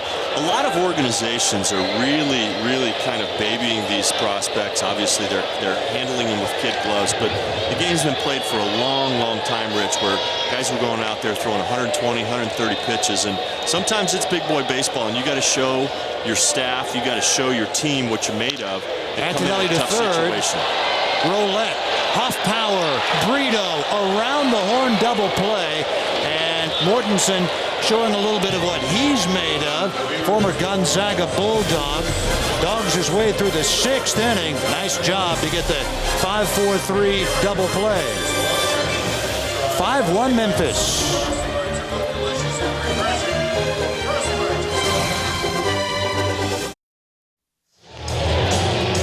5-1, the Redbirds lead it. Top half of the 7th inning, and time to paint the corners with Parker Payne. Let's take a look at what Josh Banks did tonight. Kept the Beavers in the game. He sure did. Mixed it up with split fingers, fastballs. Came in a tough situation, too, with Cesar Ramos coming up lame and having to start in the middle of an inning. See him there covering first base, playing his position very well. Did a nice job. Banks 4 2/3 innings. 3 hits, 1 unearned run, 1 walk, and 4 strikeouts, and that gives way to the guy we had in our game open and we talked to during the top of the 3rd inning, Scott Patterson. 6'7" right-hander, made his big league debut last year, 1 game with the Yankees, and then traded to the San Diego Padres organization in September. 3 appearances for San Diego. And as you can see, he's thrown very well for the Portland Beavers. Bullpen has been a hallmark of this team. 5-1 Memphis, top of the 7th. Patterson, along with the fastball, features a good overhand curveball and a splitter. And remember, he's been in the dugout. He's been watching these guys. And just like he told us, he says his goal is to figure out how he can get ahead of the hitters so he can put them away with the splitter. And there's that curveball. It's rare to have a chance to talk with somebody during a game and then watch him play later on. Get Sure. inside his head and figure things out. This is unique. There's his fiancée.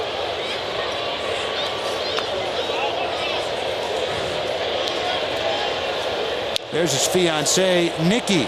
We had her on our broadcast a couple of weeks ago.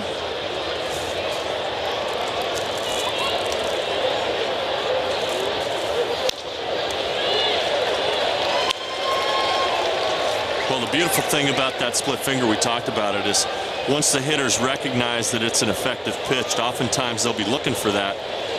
And again, you don't have to be as fine. He's got just enough velocity with that fastball. Not overpowering, but good command. See him just missing with that right there.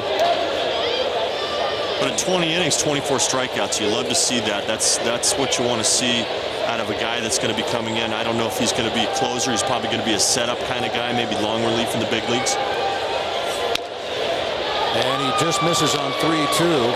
And so a leadoff walk to Tyler Green. We saw the numbers. Scott Patterson, 20 2/3 innings, 15 walks coming in, 24 strikeouts. So strikeout numbers are high, but the walk numbers are high too.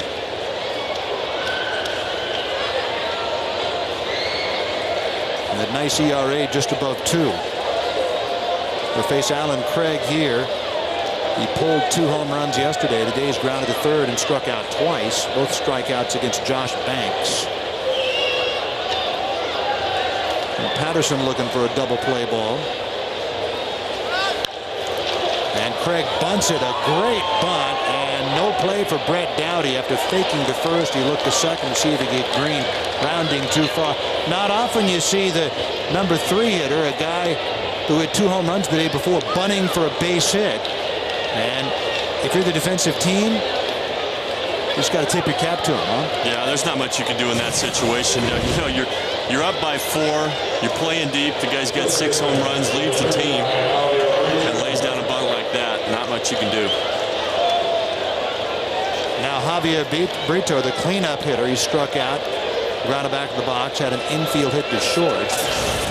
And Huffman playing in front of Craig at first. He thinks Brito, the cleanup hitter, might be bunting. He is not. Breaking ball to get to 1-0.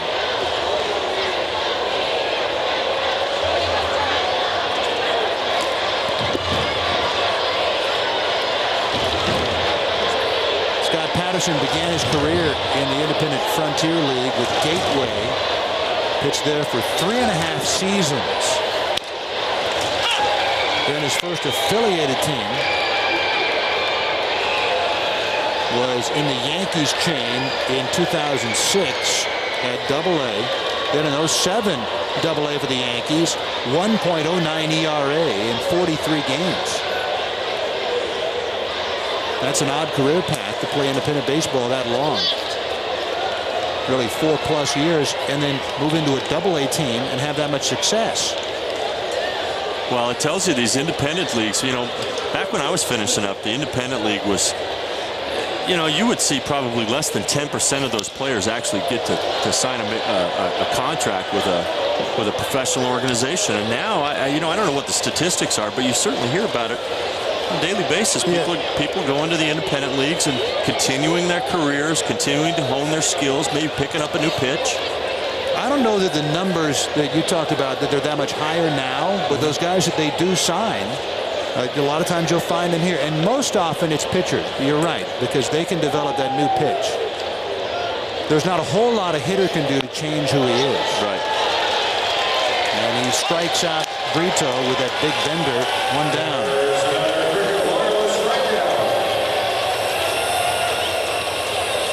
Now, we talked with Scott Patterson earlier about John Jay, and he said, hey, this guy tries to pull the ball constantly. So he wants to stay away from him, and if he does come inside, he wants to make sure it's off the plate to keep him honest. Well, let's see if he can execute the plan right now. That's right. It's not just about the plan. It's how well do you execute it, huh? And that's the whole key. The whole key. There's that fastball away. And again, you can't be too fine. And this is This is the fine balance the fine line you walk as a reliever. You want to be aggressive, but again, you want to make quality pitches. You can't just come in here and just throw the ball out over the middle of the plate.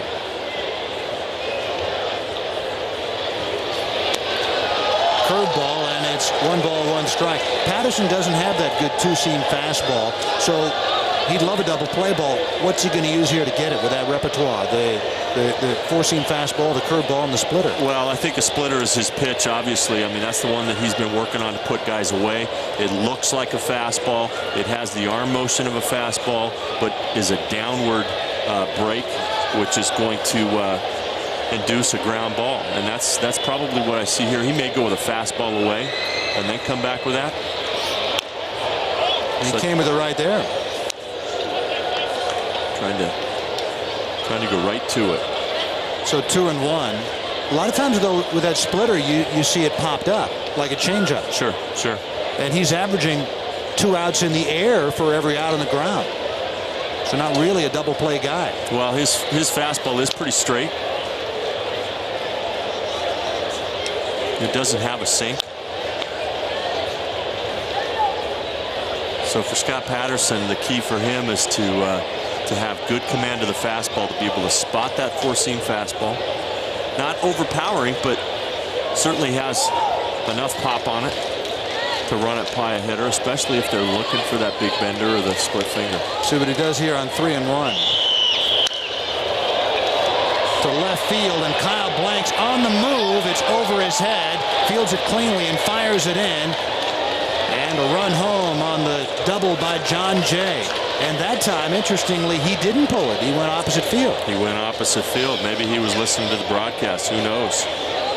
Looking to go away, and this is the best thing about the game of baseball, is it really is about adjusting, making adjustments. Here you have a pitcher who scouted John Jay and says, hey, this guy likes to pull the ball and everything, but that ball clearly away. Might have been a little up. Probably not his best pitch, but he was behind in the count. Went away, and he did a nice job of adjusting. Went the opposite field.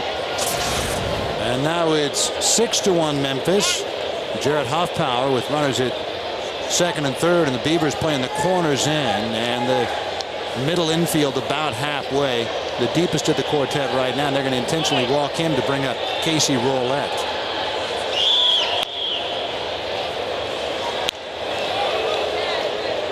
And set up a double play.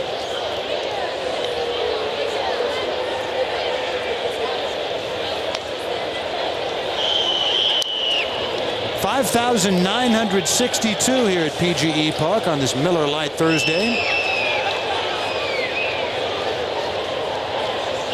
There's a throng of people out in the barbecue area here. That is Portland's Thursday night party place. We got to do broadcasts from down there sometime, huh? Wouldn't be bad. Pretty good night tonight. Yeah, high in the mid to upper 80s in Portland today. Great late May day.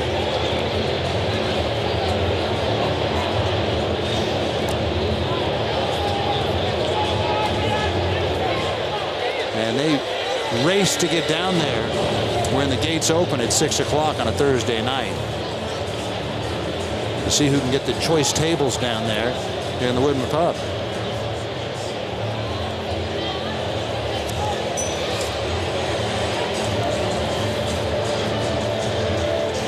Glenn Abbott, the pitching coach, out to talk things over with Scott Patterson. There you see a look at that crowd down there.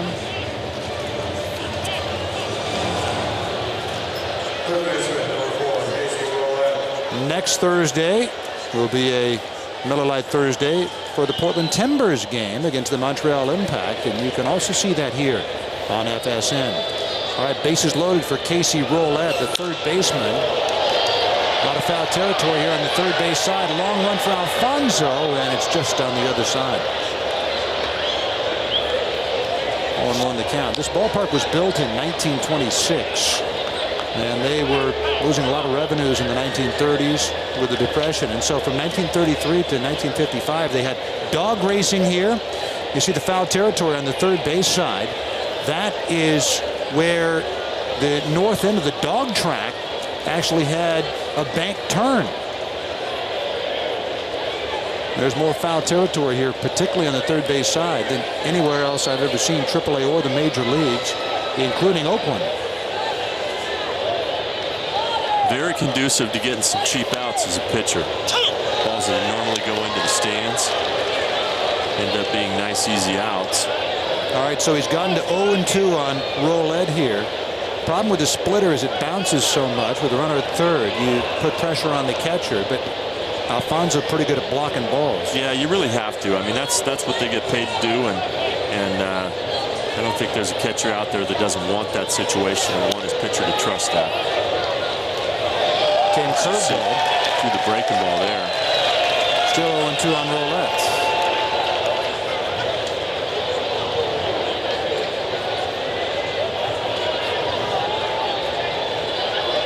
Eliezer Alfonso, former San Francisco Giant.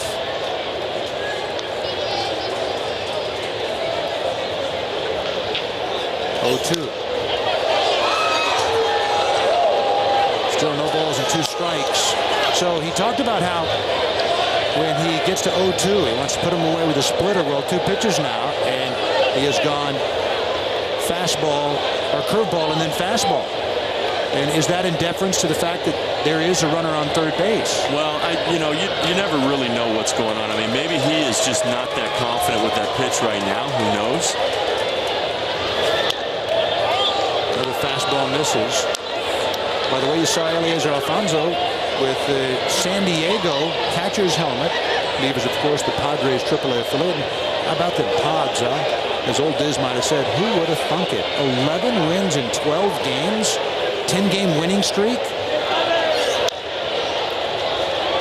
Yeah, they just continue to find ways to put it together too. Doing it with a little power, doing it with a little small ball, getting good pitching. I mean, it's just been really fun to watch. And obviously, there's a lot of former Beavers that are up there now, and it's nice to see them have that success. Yeah, Memorial Day in Phoenix, they trailed 7-1 and came from behind to win. Former Beaver Chase Headley had a key two-run home run in the 10th. There's a curveball to shallow right. Antonelli out, Sinisi in, and Vinny makes the catch. The runner's at the hold. So he finally put roulette away and never threw him a splitter the entire at-bat.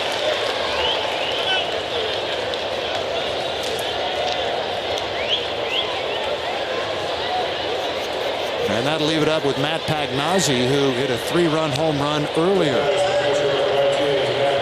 Well, after that pitch, Patterson and Eliezer had a few words with each other. A little camaraderie, talking about what they were doing. Patterson asking the question, was that what he wanted?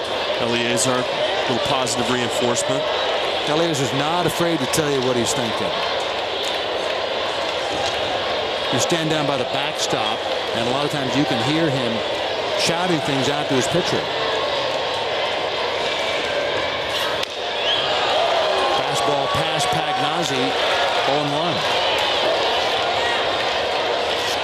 He was trailed 6-1. We're in the top of the 7th inning.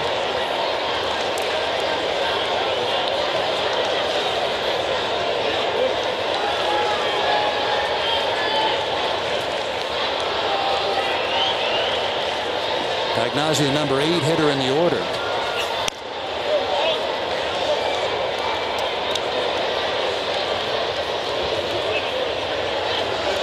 Should the inning continue, Brett Wallace, former Sun Devil, won the Pac-10 Triple Crown the last couple of years and is starting third baseman here. He's on deck to pinch hit. Out of the starting lineup tonight with the left-hander starting for the Beavers, Cesar Ramos, the 1-1. Smothered by Alfonso on that curveball. Now 2 balls and 1 strike to Matt Pagnozzi.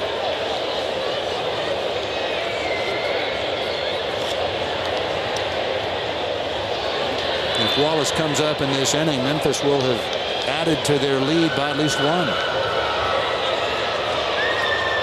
Alan Craig at third, John Jay at second, Jarrett Hoffpower at first. 2 down. And the 2-1 from Patterson. Ooh, now 3-1. Pitchers hate to go from 2 balls in the count to 3 balls in the count, particularly with the bases loaded. So if you're Patterson, what do you do here? Well, you got to come to him. You got to be aggressive. I think both those pitches were very, very close. The 3-1. And that was very close. Patterson not happy right there. Rightfully so. John Bramer has a few words for him. Both of those pitches very, very close. I'm not so sure that Scott Patterson doesn't have a beef. So Craig scores, Jay to third, Hoffbauer to second. Pagnazzi picks up his 4th run batted in on a bases-loaded walk. And it's 7-1 Memphis. And that brings up the pinch hitter Wallace.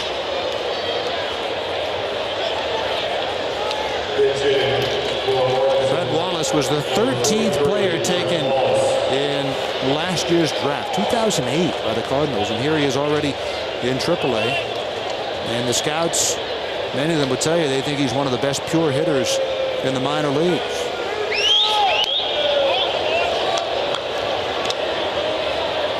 Curveball misses, 1-0. Well, he's just built like a man. You know, you talk about him being fairly new to the professional ranks coming out of college, but physically he's just a very, very strong young man. Real quiet with his lower half. Wallace 6'2", 205 pounds. They talk about that quiet lower half, and that might be something that the scouts are talking about when they say this guy is a potential future batting champion. I'll talk about some load to throw on somebody's shoulders, huh? Yeah, it's funny how they project such great things, but this guy obviously he's done it at the college ranks, and right in front of the big slow curveball there, 1-2.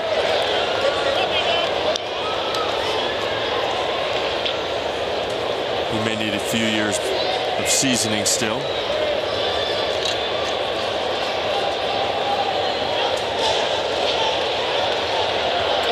We'll see what he does here on 1 and 2. Does he go to that split to put him away?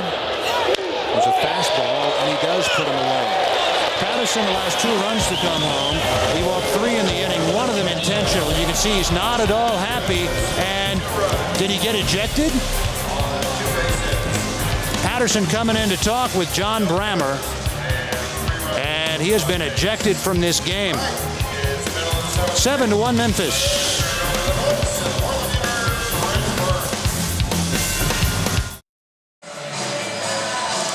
Well, we return to the bottom of the 7th. Memphis leading Portland 7-1.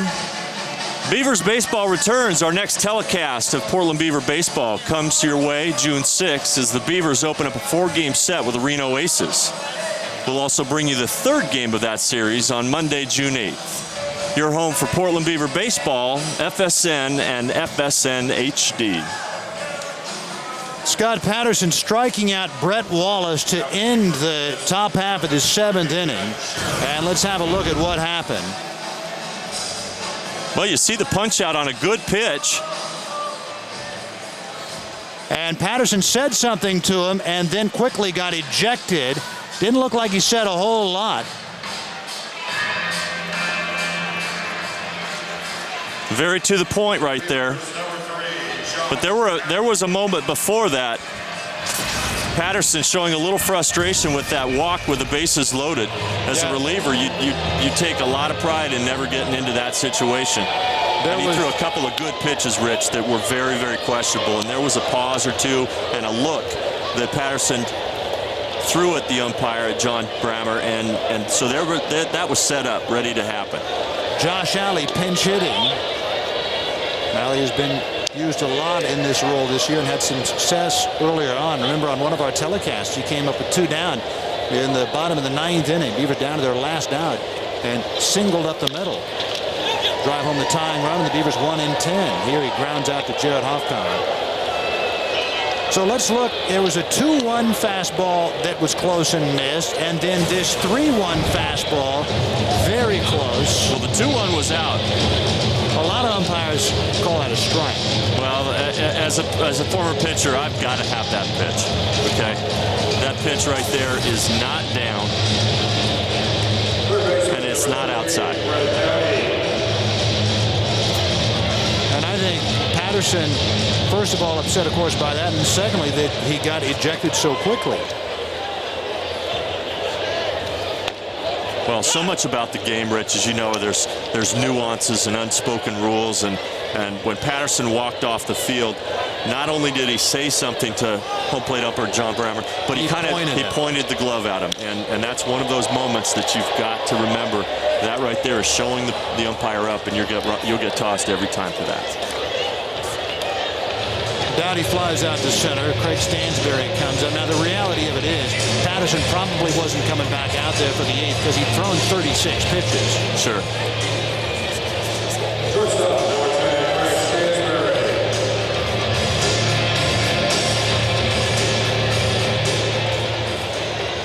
There'll be a little check to the Pacific Coast League for that, though.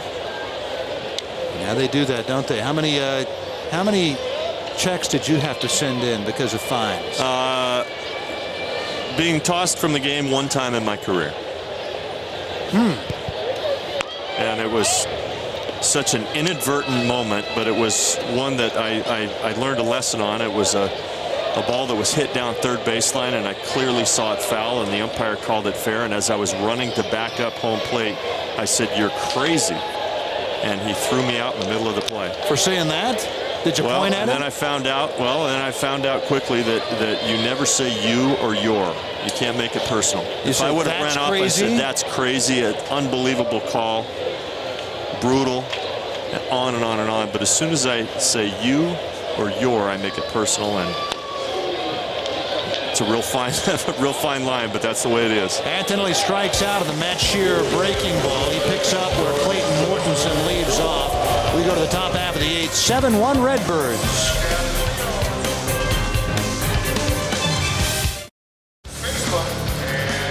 (7-1) Memphis, top of the 8th. You know, it's Keep Portland Weird night here at PGE Park, and we are doing our part.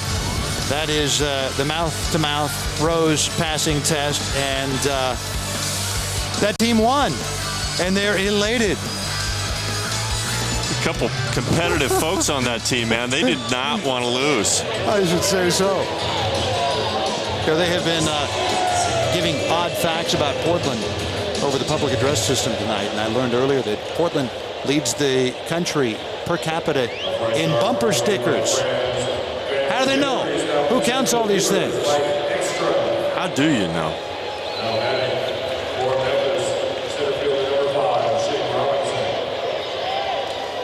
Mike Ekstrom, the Gresham native, coming out of the bullpen.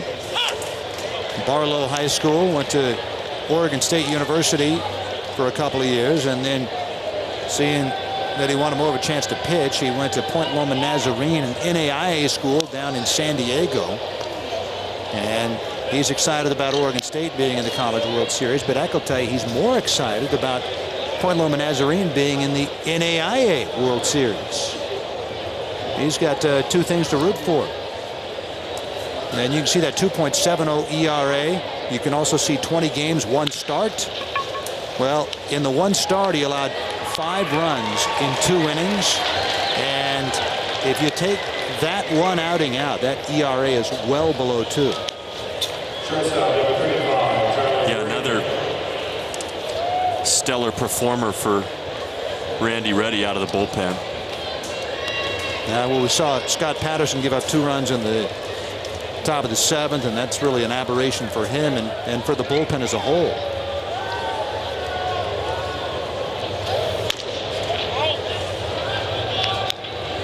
You know, it's a long season, and there's certain nights where, you know, Clayton Mortensen that just threw a great ball game out there, came up with double play after double play in key situations that really took the Beavers out of any offensive threats that they had mounted.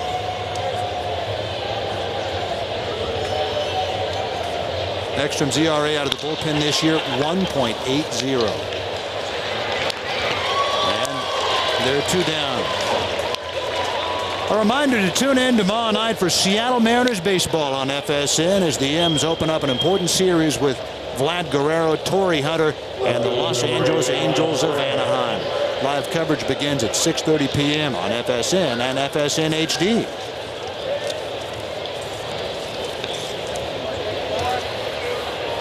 Mariners salvaging the finale yesterday in Oakland. Here's Alan Craig, and that's up the middle for a base hit.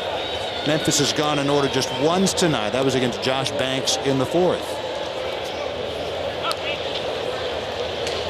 7-1 Redbirds. When the Beavers come up in the bottom of the 8th inning, they'll have 3, 4, and 5. Venable Blanks and Sinisi due up.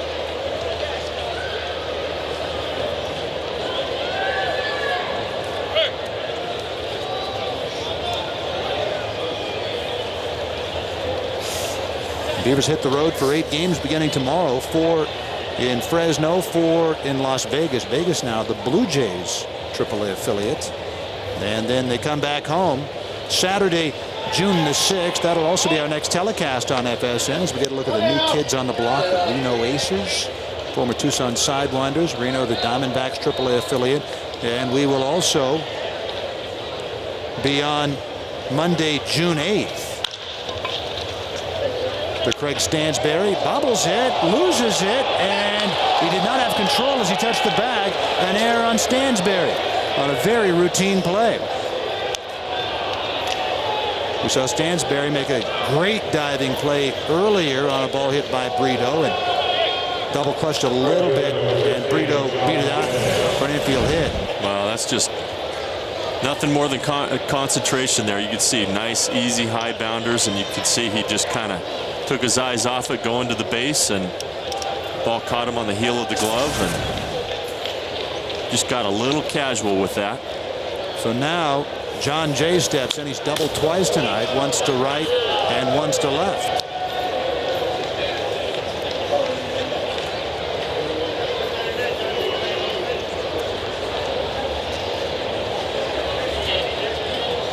John Jay considered a pretty good prospect in the Cardinals chain, and he has played a lot of center field in his career, but of course they have Rick Ankiel in the big leagues. They have top prospect Colby Rasmus, and so they're thinking that John Jay is going to be a corner outfield, but scouts question whether or not he has the home run power that they typically like out of a left fielder or right fielder. Yeah, again, it's all about fit, and you know, it's funny how those organizations, you know, you have preconceived ideas about what you need from a certain position. You know, you like to see those power numbers from the third baseman. You like to see the right fielders go with some power. But I don't know. You know, the old teams that St. Louis used to have were all based on speed and quickness and defense. I don't have a problem with the left or right fielder who can hit me 35 doubles in a year. What's wrong with that? Absolutely. Here, Exum strikes him out of the slider. The air doesn't hurt him. We go to the bottom of the 8th. 3, 4, and 5. Venable Blanks and Sinisi due up. 7-1 Memphis.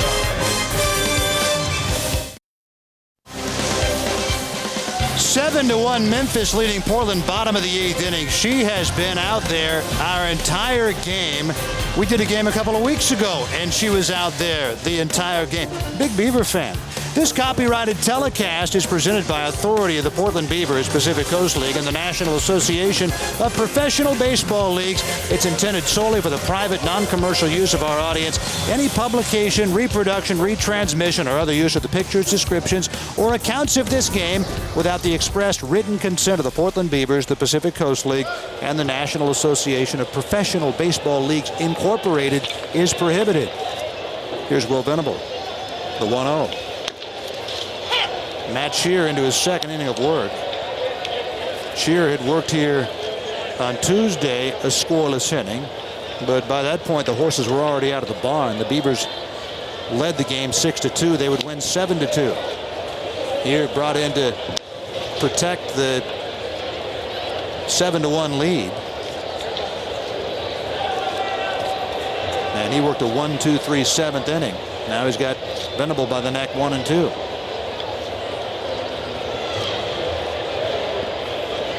Kyle Blanks to follow, and then Vincent Sinisi. Off speed to get to 2 balls and 2 strikes. Rich Burke and Scott Anderson here at PGE Park.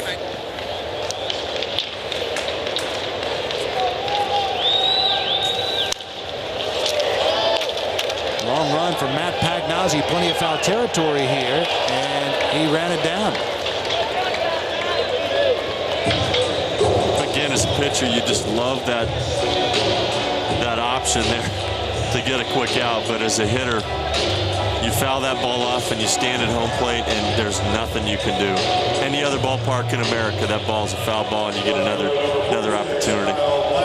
You know, they say that's pitchers will tell you that's truly why Fenway Park is a tough place to pitch. It's not because of the Green Monster. It's because there is so little foul territory there. They don't give any foul outs. Right.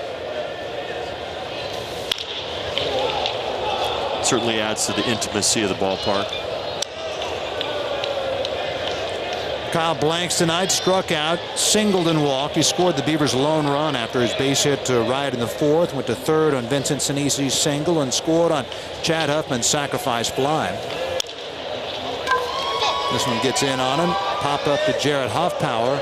2 down. Beavers trailing at 7-1 down to their final 4 outs.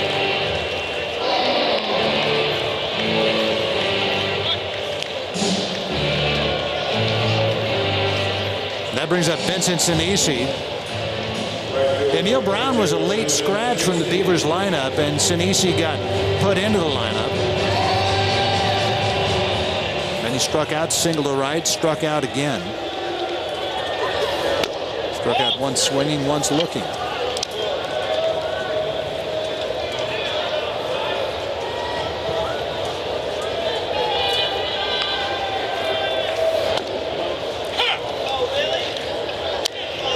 Memphis really showing why they're leading the PCL right now. The team pitching statistics are keeping the Beavers off the bases.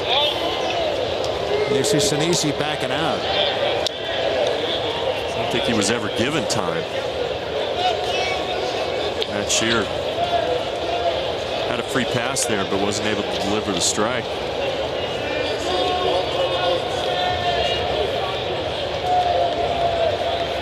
Staff's done a very effective job here tonight, though.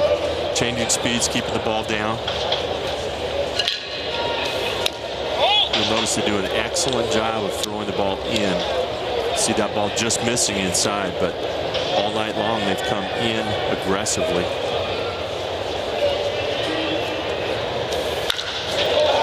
That one's to deep right center field. Jay on the move. Robinson back. John Jay reels it in as he moves on to the warning track.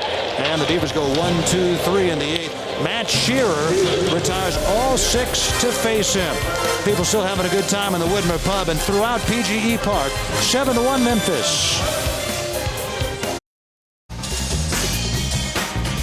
7-1 Redbirds going to the top half of the 9th inning. Yeah, they had the rally caps on, but it didn't help much in the bottom half of the 8th inning. Former Beavers pitcher Greg Burke made his major league debut earlier this year for the San Diego Padres. Here's a look at some of his work. And see that sinking fastball getting the ground out. 94 miles an hour there. Nice to see a guy go up and have such success. Gave up his first run yesterday in his 6th outing. And Burke said that he committed himself after the 07 season, after the 06 season, to weightlifting, and he added 5 miles an hour to his velocity, and you don't see pitchers do that very much. No, you really don't. And you always had good mechanics and good sink, but you add that added velocity. And I've never been a big velocity guy. I think that pitching is about changing speeds and location, but certainly you don't have to be as fine when you're running it up there in the mid-90s. And this guy can do that. Eulogio de la Cruz, and everybody calls him Frankie, a couple of years ago in Tigers spring training camp. Jim Leland, like many people, couldn't pronounce Eulogio, so he just tagged him with a made-up name. Hey, Frankie. That's what everybody calls him now. Nice play by Huffman at first. Underhands to Frankie covering, and there's one down here in the Memphis 9th. Well, you talk about a guy that's got great tools with a live arm, and it's Frankie. I mean, this guy right here, he can run it up there in a hurry. Again, it comes down to command. See Chad Huffman going deep to get that ball. And the Cruz doing his job. command and movement. I mean, that four-seamer of his, which has been clocked as high as 98 this year. A lot of times, though, it's pretty straight.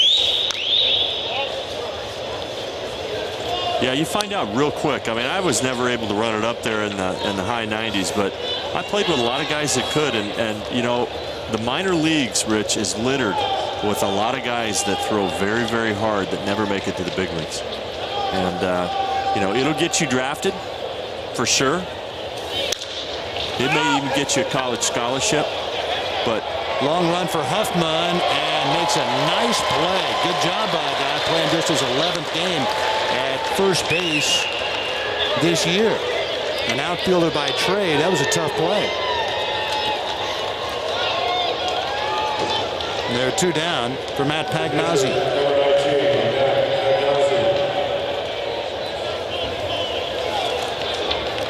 So De La Cruz trying to do what's been done only one time tonight, retire the Redbirds in order. And we expected pitching duels coming into this series, and we were right on the money on Monday. A 2-1 Beavers win. I mean, these are the top two pitching teams, the bottom two hitting teams in the league.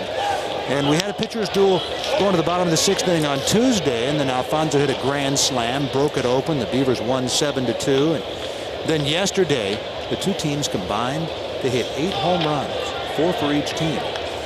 And Memphis won 8-7, and they've poured it on the Beavers today.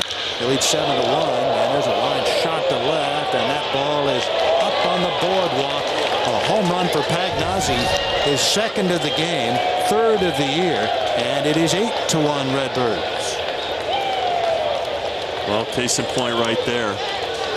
De La Cruz has just got such great velocity, but again, guys, once they see it, they can turn it around in a hurry, and that ball was up and out over the plate.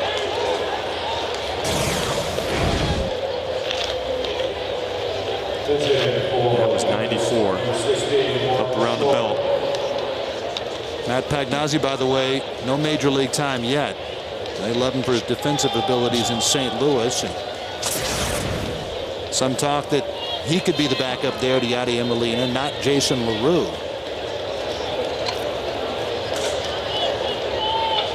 A career .208 minor league hitter, Matt Pagnazzi. He had 10 home runs in his minor league career, which spanned 6 seasons coming into this year. So we have seen tonight Matt Pagnazzi's 12th and 13th career home runs in a career that goes back to 2003. Wow. You'd think that he's finding a little lightning in a bottle right now. I'm not going to be happy getting on that plane tomorrow, huh? It's like in Portland. It happens that way sometimes. Some hitters come into a ballpark and for whatever reason see the ball well. 1-2 on the pinch hitter, Mark Shorey. He started in right field for the first 3 games of this series. Getting a late at bat tonight. And now 2 balls and 2 strikes. So Matt Shearer, very solid outing. Retired all 6 hitters to face him in relief of Clayton Mortensen. And Mortensen certainly made the pitches that he needed to make at the right time.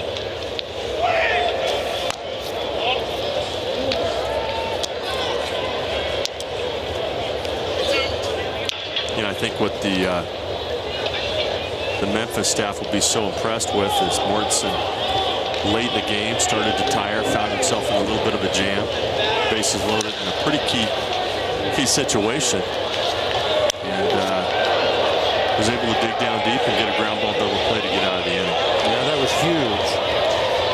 That was his 104th pitch of the night. And at the time, the hitter Matt Antonelli represented the tying run. That was to end the 6th inning.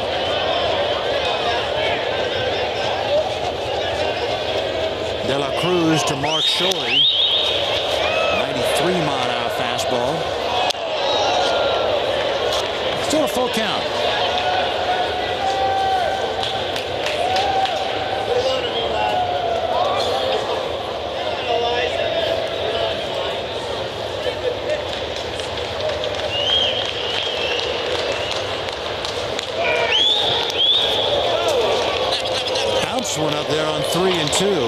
It's a 2-out walk.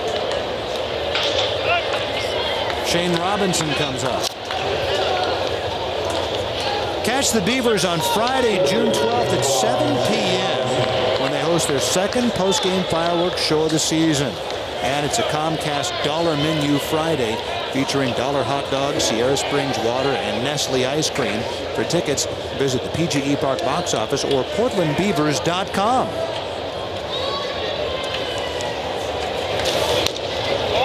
By the way, on our telecast here on June the 8th, that's a Monday night, 7:05. It'll be our pleasure to welcome in active Major League umpire Dale Scott into our broadcast. He'll be our guest, and he's actually on vacation. He's spending one of his vacation telecast.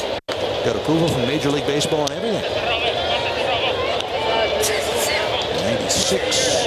So there's no question about De La Cruz's raw talent. Started this year in the major leagues with the San Diego Padres. Didn't get to pitch much. Just 3 outings in 3 weeks. And the inning is over. Solo home run by Matt Pagnozzi is second, and he now has 5 runs batted in. It's 8-1 Memphis.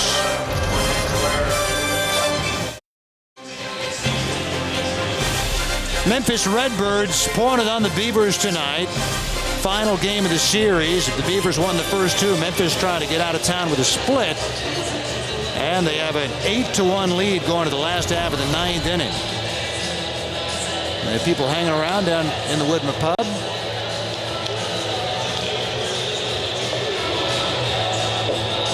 Perfect night for baseball, though. Yeah, it was. Wow. 76 degrees right now at almost 10:10 at night. It was upper 80s today.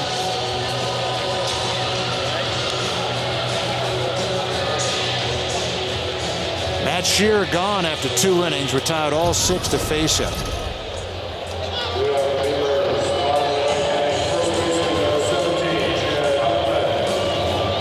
Fernando Salas, very good out of the Memphis Redbirds bullpen. This is his second appearance of the series.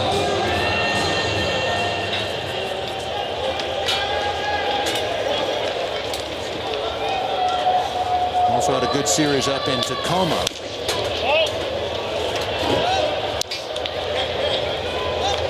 Salas worked here in the opener of the series on Monday. 2 perfect innings. Didn't face Kyle Blanks that night. Chad Huffman, meanwhile, fouls one off.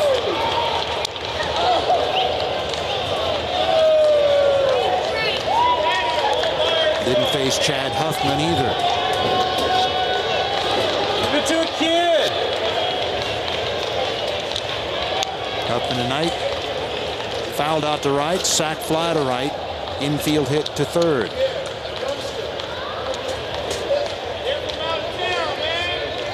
So the Beavers head to Fresno tomorrow, and they're 7-1 against Fresno this year. And the Grizzlies, when they left town last time, and we had one of their games telecast here on opening night, they were just 2-10.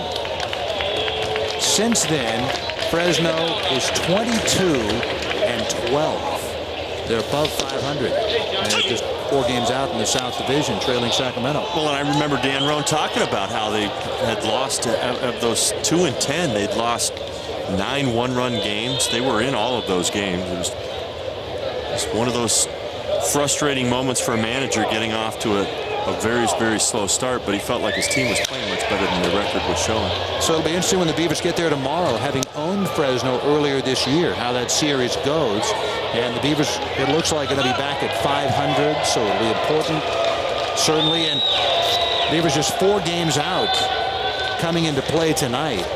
And tonight's game marks the 1/3 point of the season, so we're really just getting into things. And here in the North Division, it's anybody's race.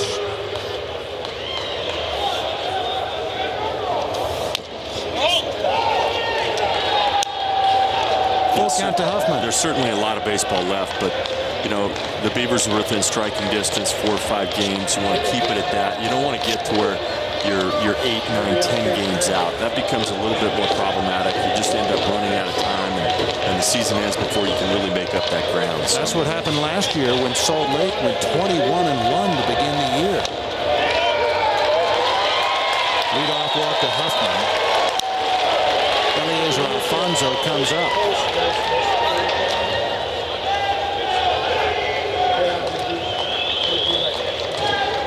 Colorado Springs won at Albuquerque tonight. Salt Lake lost at Round Rock. So Colorado Springs has a game-and-a-half lead on Salt Lake, and it's looking like the Beavers, barring a miraculous rally here in the bottom of the 9th inning, will fall 5 games out.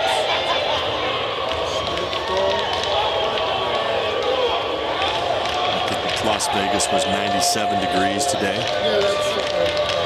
So the Beavers kind of getting acclimated to some warm weather. Won't be such a shock to the system. I remember oftentimes, I remember one year playing in Edmonton, and you'd start the season up there, and then you take this road trip down to Tucson, and it'd be 85 degrees, but you feel like it'd be 185.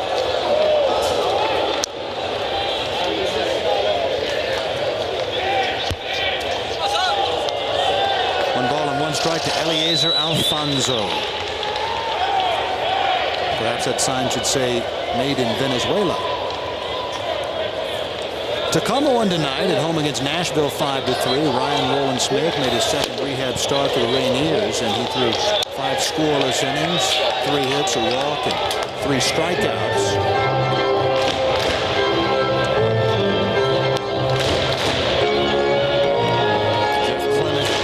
Was 2 for 4. He's hitting .316 for the Rainiers.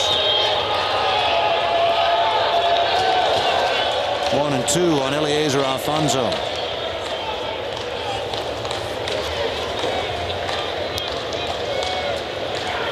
Had a tough night tonight. Taking a hard ball off the shin. Couple pass balls that certainly unlikely for Eliezer. Don't see that very often. Not at all. Those have 2 hits and 3 at-bats. Thing about baseball, whether or not you have a great game or bad game, you get another chance soon.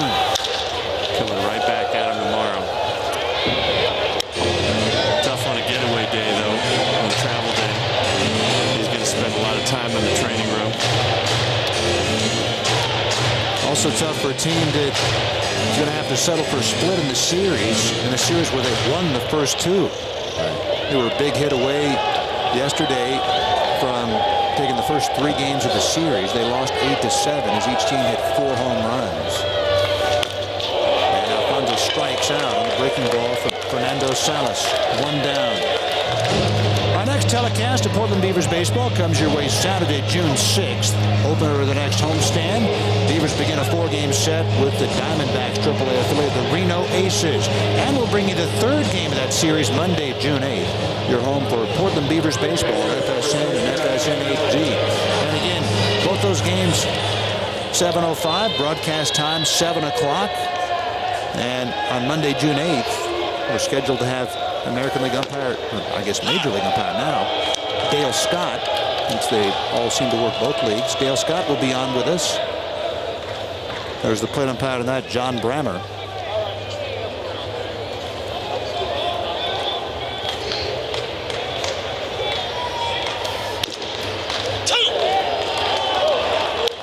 There's the crew chief, Jason Kaiser. Kaiser, third base umpire tonight, umpiring out near second base in this set with 1 out, 1 on. Kaiser was umpiring an A-ball one time, and he got knocked flat by a foul ball.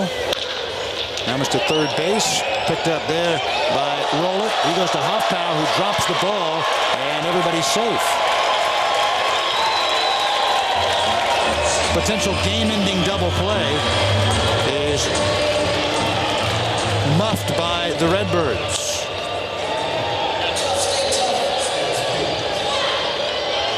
Well, I'll tell you, we just keep talking about the parallels of these 2 teams, and this game has gotten kind of ugly. A couple of mental breakdowns on both sides.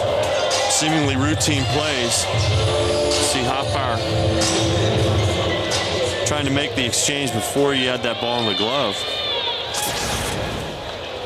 So Fernando Salas thinking this game should be over.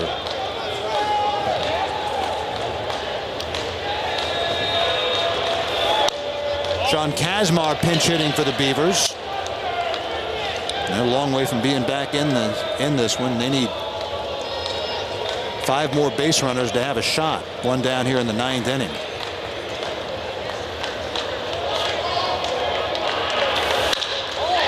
Now it's to deep left center field. Robinson a little bit to his right to bring it in. Tagging at third is Huffman. He'll score. It's an 8-2 ball game.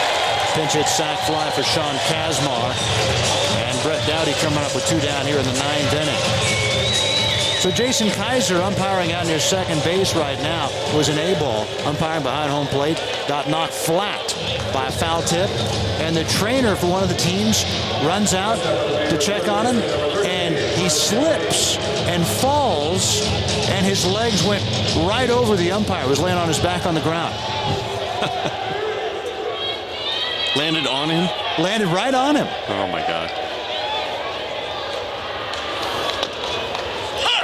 Coming to the rescue. Exactly. Kaiser said it was actually kind of a funny moment. Even he was able to laugh about it later. Yeah, I'm sure the trainer didn't really think it was funny. I'm sure he was reminded of it all season long by his teammates. Yeah, you hope that happens the last week so you don't have to hear it for 5 months. You know, and I'll tell you, all these players, they live and die by the trainers, and it behooves each one of them to have a pretty good relationship with those guys. But the trainers are certainly fair game for a lot of jovial ribbing.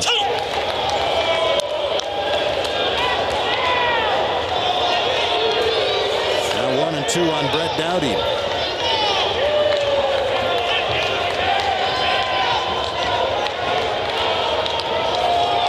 An unearned run here in the 9th. And Sass with a chance to end the game throws it over Dowdy's shoulder and throws it away. And to third base goes Antonelli.